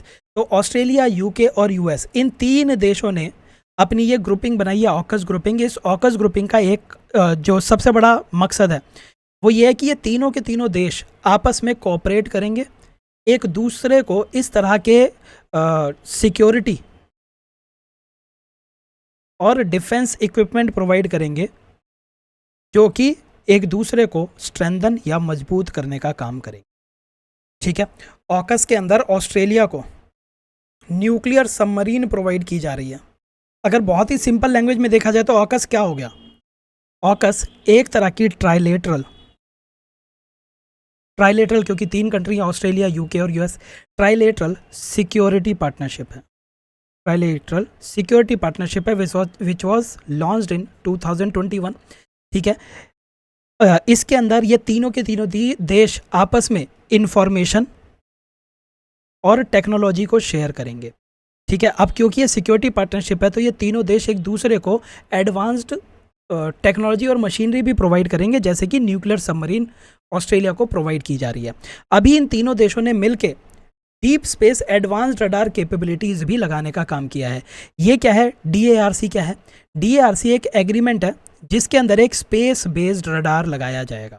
स्पेस बेस्ड रडार है, ये स्पेस के अंदर जो एक्टिविटीज़ हो रही है उन एक्टिविटीज़ की इंफॉर्मेशन कलेक्ट करता रहेगा और ऑकस कंट्रीज़ के पास स्पेस के ऊपर भी मॉनिटरिंग का एक साधन बन जाएगा, ठीक है। तो ये डाक क्या है? Deep space advanced radar capability, ठीक है। ये ऑकस के बारे में हम ऑलरेडी देख चुके हैं। अब आते हैं इंटरनेशनल एटॉमिक एनर्जी एजेंसी के ऊपर। IAEA का हेडक्वार्टर वियना के अंदर है, वेरी इंपॉर्टेंट, वियना जो कि ऑस्ट्रिया के अंदर है, वियना ऑस्ट्रिया के अंदर है। IAEA 1957 के अंदर बनी थी। ये इकलौती ऐसा इंटर गवर्नमेंटल फोरम है जो कि न्यूक्लियर फील्ड के अंदर साइंटिफिक और टेक्नोलॉजिकल कॉपरेशन रेगुलेट करता है। ठीक है, तो इंडिया और IAEA के बीच में इन दोनों ने आपस में एग्री किया है कि ग्लोबल साउथ के अंदर न्यूक्लियर टेक्नोलॉजी को एक्सटेंड करने के लिए ये दोनों के दोनों कॉपरेट करेंगे। ग्लोबल साउथ याद करिए, G77, जैसे ही ग्लोबल साउथ पढ़ो ब्रेंट लाइन आपको याद आनी चाहिए। ब्रेंट लाइन क्या थी? ठीक है, G77 याद कर लीजिए, उसी से G24 याद कर लीजिए। ठीक है तो ग्लोबल साउथ के अंदर न्यूक्लियर टेक्नोलॉजी की एप्लीकेशन को एक्सटेंड करने के लिए इंडिया और UAE आपस में कोऑपरेट करने वाले हैं। ठीक है, IAEA क्या होता है? ये एक वर्ल्ड की इंटर गवर्नमेंटल फोरम है जहाँ पे न्यूक्लियर फील्ड की साइंटिफिक और टेक्निकल कोऑपरेशन को इंश्योर किया जाता है। 1957 में बनाया गया था, हेडक्वार्टर इसका वियना के अंदर है। ठीक है, IAEA ये इंश्योर करना चाहता है कि जो न्यूक्लियर टेक्नोलॉजी है, जो न्यूक्लियर नॉलेज है, ये सिर्फ यूज़ होनी चाहिए सिविलियन पर्पस के लिए। ये सिर्फ और सिर्फ सिविलियन पर्पस के लिए ही इस्तेमाल होनी चाहिए। ठीक है, और इसके साथ साथ इंडिया और IAEA ने 2009 के अंदर agreement for application of safeguard to civilian nuclear facilities भी साइन किया था। ठीक है, ऑर्गेनाइजेशन क्या है? इंटरनेशनल ऑर्गेनाइजेशन फॉर माइग्रेशन, जैसा नाम वैसा काम। माइग्रेशन को सही तरीके से माइग्रेशन होनी चाहिए, उसको इंश्योर करने के लिए आपकी ये ऑर्गेनाइजेशन बनी है। ठीक है, ये भी यूनाइटेड नेशंस फैमिली का या फिर यूनाइटेड नेशंस सिस्टम का ही हिस्सा है। ठीक है, ये कोई UN ऑर्गन नहीं है, लेकिन यूनाइटेड नेशन के साथ ये एसोसिएटेड है। ठीक है, बहुत सारे मेंबर्स हैं इसके अंदर, सारे रटने की ज़रूरत नहीं है। अराउंड 170 मेंबर्स आपको इसके अंदर देखने को मिलेंगे, जिसमें से इंडिया भी एक मेंबर है। ठीक है, न्यूज़ के अंदर इसलिए था क्योंकि अभी रिसेंटली एक प्रोग्राम या फिर एक प्रोजेक्ट लॉन्च किया गया जिसका नाम है प्रमोटिंग रेगुलर असिस्टेड माइग्रेशन। ठीक है, असिस्टेड माइग्रेशन, यहाँ पे हम माइग्रेशन को प्रमोट कर रहे हैं। माइग्रेशन रेगुलर होनी चाहिए। किसकी माइग्रेशन को प्रमोट किया जा रहा है? यूथ और स्किल्ड प्रोफेशनल की। तो ऐसे बहुत सारे यूथ और स्किल्ड प्रोफेशनल होते हैं जो कि बहुत ज़्यादा एस्पायरिंग होते हैं, जिनके लाइफ में बहुत सपने होते हैं और वो दूसरे देशों में जाके अपनी स्टैंडर्ड ऑफ लिविंग को इम्प्रूव करना चाहते हैं। तो उनकी माइग्रेशन को असिस्ट करने के लिए ये प्रोजेक्ट स्टार्ट किया गया है। ठीक है, किसने स्टार्ट किया है? ये स्टार्ट किया है इंटरनेशनल ऑर्गेनाइजेशन फॉर माइग्रेशन ने, along with ministry of external affairs. India की जो मिनिस्ट्री ऑफ एक्सटर्नल अफेयर्स है उन्होंने। ठीक है, इतना इसके अंदर आप याद रखेंगे। बस माइग्रेशन ऐसी होनी चाहिए जो कि ऑर्डरली है और ह्यूमेन है। बहुत ही इंपॉर्टेंट ऑर्गेनाइजेशन। ठीक है, ओपेक। ओपेक की फुल फॉर्म है organisation of the petroleum exporting countries. तो नाम से ही आपको पता चल रहा है कि यह ऑर्गेनाइजेशन उन देशों ने बनाई है जो कि ऑयल प्रोड्यूसिंग कंट्रीज हैं और ऑयल को एक्सपोर्ट करते हैं। ठीक है, इनफैक्ट दुनिया के अंदर जो ऑयल आ रहा है उस ऑयल के प्राइसेस को डिटरमाइन करने में ओपेक कंट्रीज़ का बहुत ही इंपॉर्टेंट रोल रहता है। ठीक है, इस कंट्री का हेडक्वार्टर आपको वियना ऑस्ट्रिया के अंदर देखने को मिलेगा। इससे पहले भी वियना ऑस्ट्रिया देखा था ना? कमेंट्स में बताइए किसका हेडक्वार्टर था और वियना ऑस्ट्रिया के अंदर। ठीक है, तो ओपेक कंट्रीज़ का हेडक्वार्टर आपको वियना ऑस्ट्रिया के अंदर देखने को मिलेगा। ये एक परमानेंट इंटर गवर्नमेंटल ऑर्गेनाइजेशन है ऐसी कंट्रीज़ की जो कि ऑयल को प्रोड्यूस करती हैं और ऑयल को एक्सपोर्ट करती हैं। ये सारी के सारी कंट्रीज साथ में आई ये इंश्योर करने के लिए कि ऑयल के प्राइसेस को ये कंट्रोल कर सकें, ऑयल के प्राइसेस को कंट्रोल कर सकें। तो ओपेक कंट्रीज़ क्या करती हैं? जब भी ऑयल के दाम गिर रहे होते हैं तो ये ऑयल की सप्लाई को रिड्यूस कर देते हैं। ये कहते हैं कि अब हम ऑयल कम प्रोड्यूस करेंगे। जब ये ऑयल को कम प्रोड्यूस करते हैं, उसकी सप्लाई कम होती है तो दाम इंक्रीज होने चालू हो जाते हैं। ठीक है, तो इस तरह से ये ऑयल के प्राइसेस को हमेशा कंट्रोल करते रहते हैं। तो ये ओपेक कंट्री एक तरह का कार्टेल बन चुका है जो ये इंश्योर करता है कि ऑयल के प्राइसेस उनके अकॉर्डिंग रहने चाहिए। ओपेक ग्रुपिंग के अंदर आपके 12 मेंबर्स आपको देखने को मिलते हैं। इस 12 मेंबर के अंदर रशिया नहीं है। ठीक है, अभी इसके बारे में बात करते हैं हम ओपेक प्लस के अंदर, लेकिन उससे पहले एक चीज़ समझिए। देखिए, अभी इस मैप के ऊपर भी आते हैं। एक चीज़ समझिए, मान लीजिए ये पूरी की पूरी दुनिया है। इस दुनिया में ये जो कंट्रीज़ हैं, मान लेते हैं ये सारी की सारी ओपेक कंट्रीज़ हैं। ठीक है, ये दुनिया की major oil producing and oil exporting countries हैं। इन्होंने अपनी ऑर्गेनाइजेशन बनाई है ताकि ये ऑयल के प्राइसेस को कंट्रोल कर सकें, तो इसीलिए इसको कार्टेल भी कहा जा सकता है।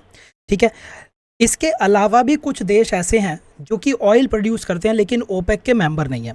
तो मान लीजिए एक सिचुएशन ऐसी है जब ऑयल के प्राइसेस बहुत तेज़ी से नीचे गिर रहे हैं, तो ये ओपेक कंट्रीज़ साथ में आएंगी और ये ओपेक ऑर्गेनाइजेशन ये डिसाइड करेगी कि जितने भी ओपेक मेंबर्स हैं वो ऑयल की प्रोडक्शन को रिड्यूस कर देंगे। ऑयल की प्रोडक्शन जब रिड्यूस होगी तो मार्केट के अंदर ऑयल की सप्लाई रिड्यूस हो जाएगी, देशों को ऑयल की ज़रूरत है लेकिन उनकी सप्लाई कम हो गई है, तो वो ऑयल के लिए ज़्यादा दाम देने को तैयार हो जाएंगे, तो प्राइसेस इंक्रीज होने लग जाएंगे। ठीक है, तो जो ओपेक कंट्रीज़ थी, ओपेक कंट्रीज़ ने ये ऑब्जेक्टिव अपने सामने रखा था। लेकिन प्रॉब्लम कहाँ पे आने लगी? प्रॉब्लम यहाँ पे आने लगी कि एक सिचुएशन हुई जिस सिचुएशन के अंदर ऑयल के प्राइसेस कम हो रहे थे। ऑयल के प्राइसेस कम होने की वजह से ओपेक कंट्रीज़ ने डिसाइड किया कि हम ऑयल की प्रोडक्शन को रिड्यूस करेंगे। ऑयल की प्रोडक्शन रिड्यूस होगी तो उन्हें उम्मीद थी कि ऑयल के प्राइसेस दोबारा से इंक्रीज़ होने चालू हो जाएंगे क्योंकि सप्लाई कम हो गई। लेकिन जो दूसरी कंट्रीज़ थी जो ऑयल प्रोड्यूस कर रही थी, इन्होंने देखा कि अगर ओपेक ऑयल की प्रोडक्शन को कम कर रहे हैं तो दुनिया के बहुत सारे देश ऐसे होंगे जिनको ऑयल चाहिए होगा, यानी कि जहाँ पे ऑयल की डिमांड है लेकिन ओपेक का ऑयल उन्हें बहुत ही महंगा मिल रहा होगा। तो क्यों ना ऐसे देशों को मैं ऑयल सप्लाई कर दूं। तो ये जो देश थे जो कि ओपेक के मेंबर्स नहीं थे, इन्हें नई मार्केट मिल जाएगी। ठीक है, तो इन्होंने क्या करना चालू कर दिया? इन्होंने अपने ऑयल की प्रोडक्शन को कट नहीं किया और इन्होंने ऐसे देशों को अपना ऑयल पहुंचाना चालू कर दिया। तो इससे जो ये ओपेक कंट्रीज़ थी, ये ओपेक कंट्रीज़ परेशान होने लग गई। क्यों? क्योंकि एक तरफ तो उन्होंने प्रोडक्शन कम कर दी, प्रोडक्शन कम करने की वजह से इनकी मार्केट इनसे दूर चली गई। दूसरी कंट्री जो कि ओपेक के मेंबर नहीं थे, वहाँ से वो तेल खरीदने लगे। दूसरा ये चाहते थे कि प्राइसेस कम हो, क्योंकि सप्लाई कम होगी ऑयल की तो प्राइसेस इंक्रीज़ हो जाएंगे। लेकिन जो दूसरे देश थे जो ओपेक के मेंबर नहीं थे, उन्होंने अपनी ऑयल की प्रोडक्शन को इंक्रीज़ कर दिया। तो ऑयल की जो सप्लाई थी, ऑयल की सप्लाई तब भी कम नहीं हो पाई, ऑयल की सप्लाई तब भी ज़्यादा रही। तो ना तो ऑयल के प्राइसेस इंक्रीज़ हुए और ऊपर से ओपेक कंट्रीज़ ने अपनी मार्केट्स को भी खो दिया। तो ये इस तरह की चीज़ें होने लगी।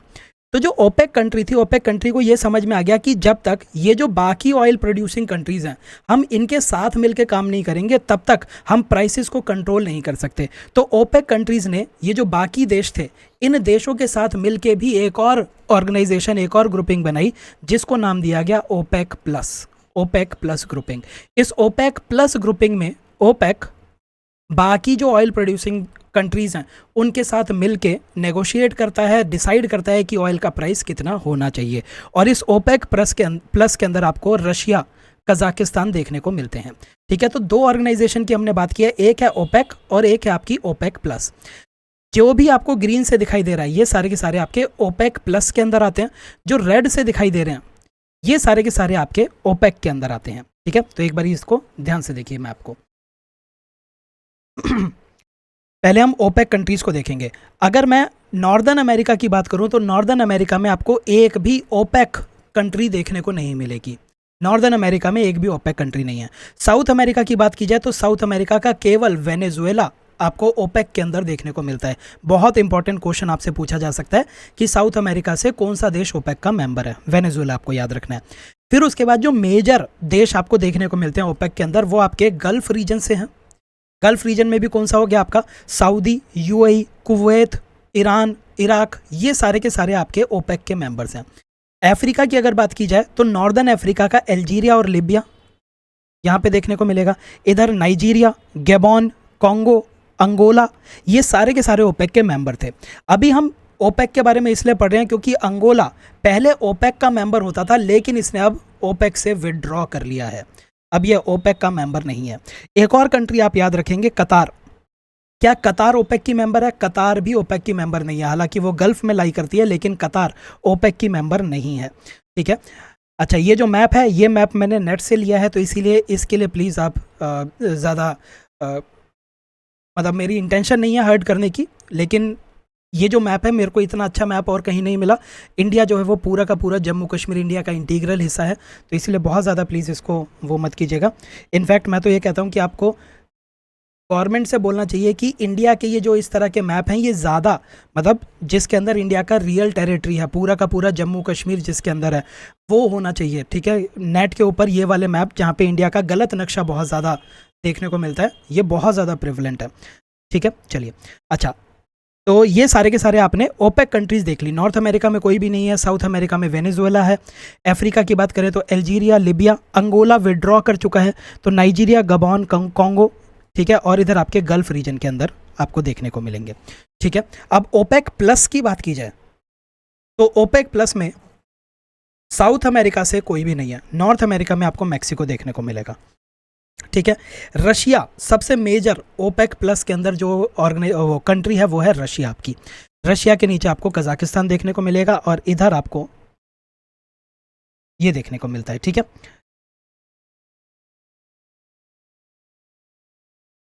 ठीक है, मलेशिया आपको देखने को मिलता है। तो ये सारी की सारी चीज़ें आपको याद रखनी है। आ जाइए आप। अब आपको उम्मीद करता हूँ कि ना तो आप ओपेक भूलेंगे और ना ही ओपेक प्लस भूलेंगे। ओपेक की अगर बात की जाए तो ओपेक में पहले 13 मेंबर होते थे, अंगोला ने विड्रॉ कर लिया तो अब वहाँ पे 12 मेंबर है। ओपेक प्लस की अगर बात करें तो ओपेक प्लस के अंदर 12 तो ओपेक के मेंबर हैं, प्लस में 10 अदर नेशंस हैं, 10 अदर नेशन। ये जो 10 अदर नेशंस हैं इसमें आपका रशिया, कजाकिस्तान, मलेशिया, ये बहुत ही इंपॉर्टेंट कंट्रीज आपको देखने को मिले, ठीक है। तो ओपेक प्लस 2016 में बनी थी, जिसके अंदर 22 ऑयल प्रोड्यूसिंग कंट्री हैं, 12 आपकी ओपेक की हैं, प्लस में 10 अदर ऑयल प्रोड्यूसिंग कंपनी हैं, जिसमें रशिया बहुत इंपॉर्टेंट है, ठीक है। अगला नॉट वेरी इंपॉर्टेंट, अगला है आपका international transport forum. International transport forum ने अभी एक रिपोर्ट रिलीज़ की थी जिसका नाम था ट्रांसपोर्ट आउटलुक 2023 रिपोर्ट, ठीक है। इससे ज़्यादा आपको जानने की ज़रूरत नहीं है, बस एक इंटर गवर्नमेंटल ऑर्गेनाइजेशन है जो कि ट्रांसपोर्ट से जुड़ी हुई पॉलिसीज़ के बारे में बात करता है। इसके साथ साथ वो एनुअल समिट ऑर्गेनाइज करता है, ट्रांसपोर्ट मिनिस्टर्स की annual summit international transport forum करता है।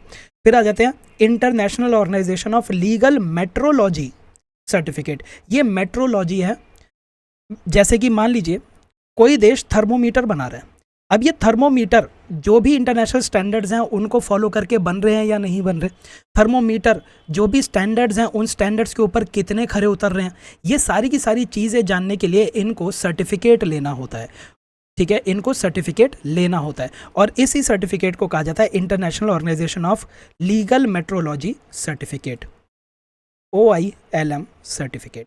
तो कुछ ही देश ऐसे हैं दुनिया के अंदर जो ये सर्टिफिकेट दे सकते हैं। जिस भी थर्मोमीटर के ऊपर ये वाला सर्टिफिकेट लगा होगा तो उसमें ये श्योरिटी हो जाएगी कि ये थर्मोमीटर स्टैंडर्ड्स को फॉलो कर रहा है। ये थर्मोमीटर अगर आप यूज़ करोगे तो आपको करेक्ट रीडिंग मिलेगी, ठीक है। तो ये सर्टिफिकेट एक तरफ से उसकी वैलिडिटी या फिर उसकी जो भी वो है रीडिंग है उसको वैलिडेट कर देता है। जिसको भी ये सर्टिफिकेट मिल चुका है उस थर्मोमीटर को बाहर की दुनिया में भी आप भेजोगे, एक्सपोर्ट भी करोगे, तो बाहर के देशों को भी ये भरोसा हो जाएगा कि ये थर्मोमीटर अच्छा है। तो न्यूज़ के अंदर इसलिए थी ये ऑर्गेनाइजेशन क्योंकि अब इंडिया को भी OILM सर्टिफिकेट इशूइंग अथॉरिटी बना दिया गया है, यानी कि अब इंडिया भी चाहे तो ये वाला सर्टिफिकेट इशू कर सकता है, ठीक है। तो OILM ये आपके 1950s के अंदर एक ऑर्गेनाइजेशन बनी थी जो कि आपके लीगल मेट्रोलॉजी के स्टैंडर्ड्स बनाती है और उसको रेगुलेट करने का काम करती है। इंडिया इसका मेंबर 1950 से ही है। हालांकि इतनी छोटी छोटी ऑर्गेनाइजेशन की डेट्स आई डोंट थिंक कि UPSC पूछेगा, ठीक है। पेरिस क्लब के ऊपर आ जाते हैं। बेसिकली पेरिस क्लब क्यों बना था? पेरिस क्लब को 1950s के अंदर बनाया था। इसकी कहानी बहुत ही अच्छी है, ठीक है। इसके पीछे की कहानी ये है कि ये एक तरह का इनफॉर्मल ग्रुपिंग है। इस इनफॉर्मल ग्रुपिंग का काम क्या था? मान लीजिए कोई एक देश है, इस देश ने दूसरे देश से कुछ लोन लिया और ये देश अपना लोन चुकाने में किसी भी वजह से केपेबल नहीं है, ठीक है। तो ये जो लोन है, क्योंकि ये दो कंट्री के बीच में हो रहा है, तो इस तरह के लोन को बायलेटरल लोन कहा जाता है, जिसमें एक देश दूसरे देश से उधार लेता है, ठीक है। अब मान लीजिए ए ने जो लोन लिया था ये अपना लोन चुकाने में केपेबल नहीं है, ठीक है। तो ए जो है वो बी से बोलेगा कि भाई मैं तेरा लोन अभी नहीं दे पा रहा, मेरे को कुछ समय की मोहलत दे दे, या फिर जो तू इंटरेस्ट रेट मुझसे चार्ज कर रहा है वो कम कर दे, मतलब किसी तरह मुझे थोड़ी सी राहत दे दे ताकि मैं तेरे लोन को धीरे धीरे चुका सकूं। बी कहेगा कि मैं तेरे को राहत देना तो चाहता हूं, लेकिन तेरा क्या भरोसा, तू आज मेरे 100 रुपये नहीं चुका पा रहा, हो सकता है कल तेरी हालत और भी बुरी हो जाए और तू मुझे 90 रुपये भी ना दे पाए, ठीक है। तो बी जो है, बी को ए के ऊपर ज़्यादा भरोसा नहीं होगा, तो ए क्या कर सकता है, ए जा सकता है पेरिस क्लब के पास। पेरिस क्लब के 22 मेंबर्स हैं और ये सारे के सारे 22 members organisation for economic cooperation and development group के मेंबर्स हैं। OECD में जितने भी देश हैं वो सारे के सारे आपके डेवलप्ड कंट्रीज हैं, है ना। तो ए जो है वो पेरिस क्लब के पास जाएगा, बी जो है वो पेरिस क्लब के पास जाएगा और पेरिस क्लब एक तरह से आप इसको ऐसे मान लीजिए, ये बिचौलिए की तरह, इंटरमीडिएटरी की तरह काम करेगा और ये बी को समझाएगा कि भाई उसको थोड़ी सी मोहलत दे दे, ए ने हमें भरोसा दिया है कि वो तेरा लोन टाइम से चुकाता रहेगा। तो ये एक इंटरमीडिएट या फिर जो मीडिएटरीज होते हैं ना, जो बीच में काम करते हैं, मध्यस्थता करते हैं, तो ये मीडिएटरी की तरह काम करेंगे और इन दोनों के बायलेटरल लोन का कोई ना कोई सॉल्यूशन निकालने की कोशिश करेंगे, कोई ना कोई सॉल्यूशन निकालने की कोशिश करते हैं। तो पेरिस क्लब क्या है? पेरिस क्लब बेसिकली देशों के जो बायलेटरल लोन्स होते हैं, उन बायलेटरल लोन्स को किस तरह से चुकाया जाए, अगर कोई देश अपना लोन चुकाने में सक्षम नहीं है तो उसको क्या डेट रिलीफ मिलनी चाहिए, इन सारी चीज़ों को डिस्कस करता है पेरिस क्लब। पेरिस क्लब कोई एक फॉर्मल ऑर्गेनाइजेशन नहीं है, बहुत ही इनफॉर्मल ऑर्गेनाइजेशन है, जिसके सारे के सारे 22 मेंबर्स OECD से आते हैं, OECD कंट्रीज से आते हैं। क्या इंडिया इसका मेंबर है? नहीं, इंडिया इसका मेंबर नहीं है। क्या चाइना पेरिस क्लब का मेंबर है? नहीं, चाइना भी इसका मेंबर नहीं है, लेकिन इंडिया और चाइना इसके साथ एसोसिएटेड है, इसके पास जाके अपनी डीलिंग्स करते रहते हैं। न्यूज़ के अंदर इसलिए था क्योंकि इंडिया ने श्रीलंका को कुछ डेट दे रखा था, तो ये जो डेट था ये बायलेटरल डेट था। Sri Lanka right now is not capable of repaying its debt. Sri Lanka अपना डेट रीपे करने में आज की डेट में केपेबल नहीं है, तो इसीलिए इंडिया और श्रीलंका ने पेरिस क्लब को अप्रोच किया ताकि श्रीलंका को कुछ डेट रिलीफ प्रोवाइड की जा सके और ये जो बायलेटरल लोन है, इस बायलेटरल लोन का कुछ ना कुछ सॉल्यूशन निकल सके। ठीक है, तो पेरिस क्लब क्या है? 1950s के अंदर इसकी स्टार्टिंग हुई थी। अच्छा, इसकी स्टार्टिंग कैसे होती है? देखो, अर्जेंटीना ने कुछ बायलेटरल लोन ले रखे थे जो वो चुका नहीं पा रहा था, तो अर्जेंटीना ने जिन भी देशों से अपने लोन ले रखे थे उन सभी क्रेडिटर्स को पेरिस में बुलाया। पेरिस में बुला के इसने उनके साथ नेगोशिएट करना चालू किया।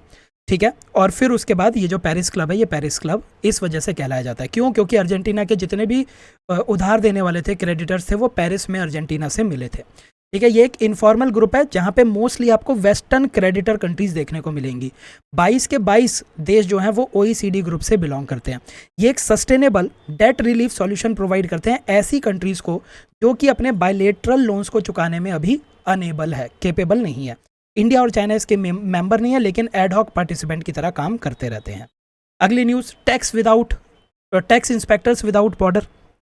ज़्यादा इसके अंदर याद नहीं रखना है, बस इतना याद कर लीजिए कि अभी टैक्स इंस्पेक्टर्स विदाउट बॉर्डर ने एक प्रोग्राम लॉन्च किया था सेंट लूसिया के अंदर, और इसके अंदर इंडिया एक पार्टनर एडमिनिस्ट्रेटर बना है।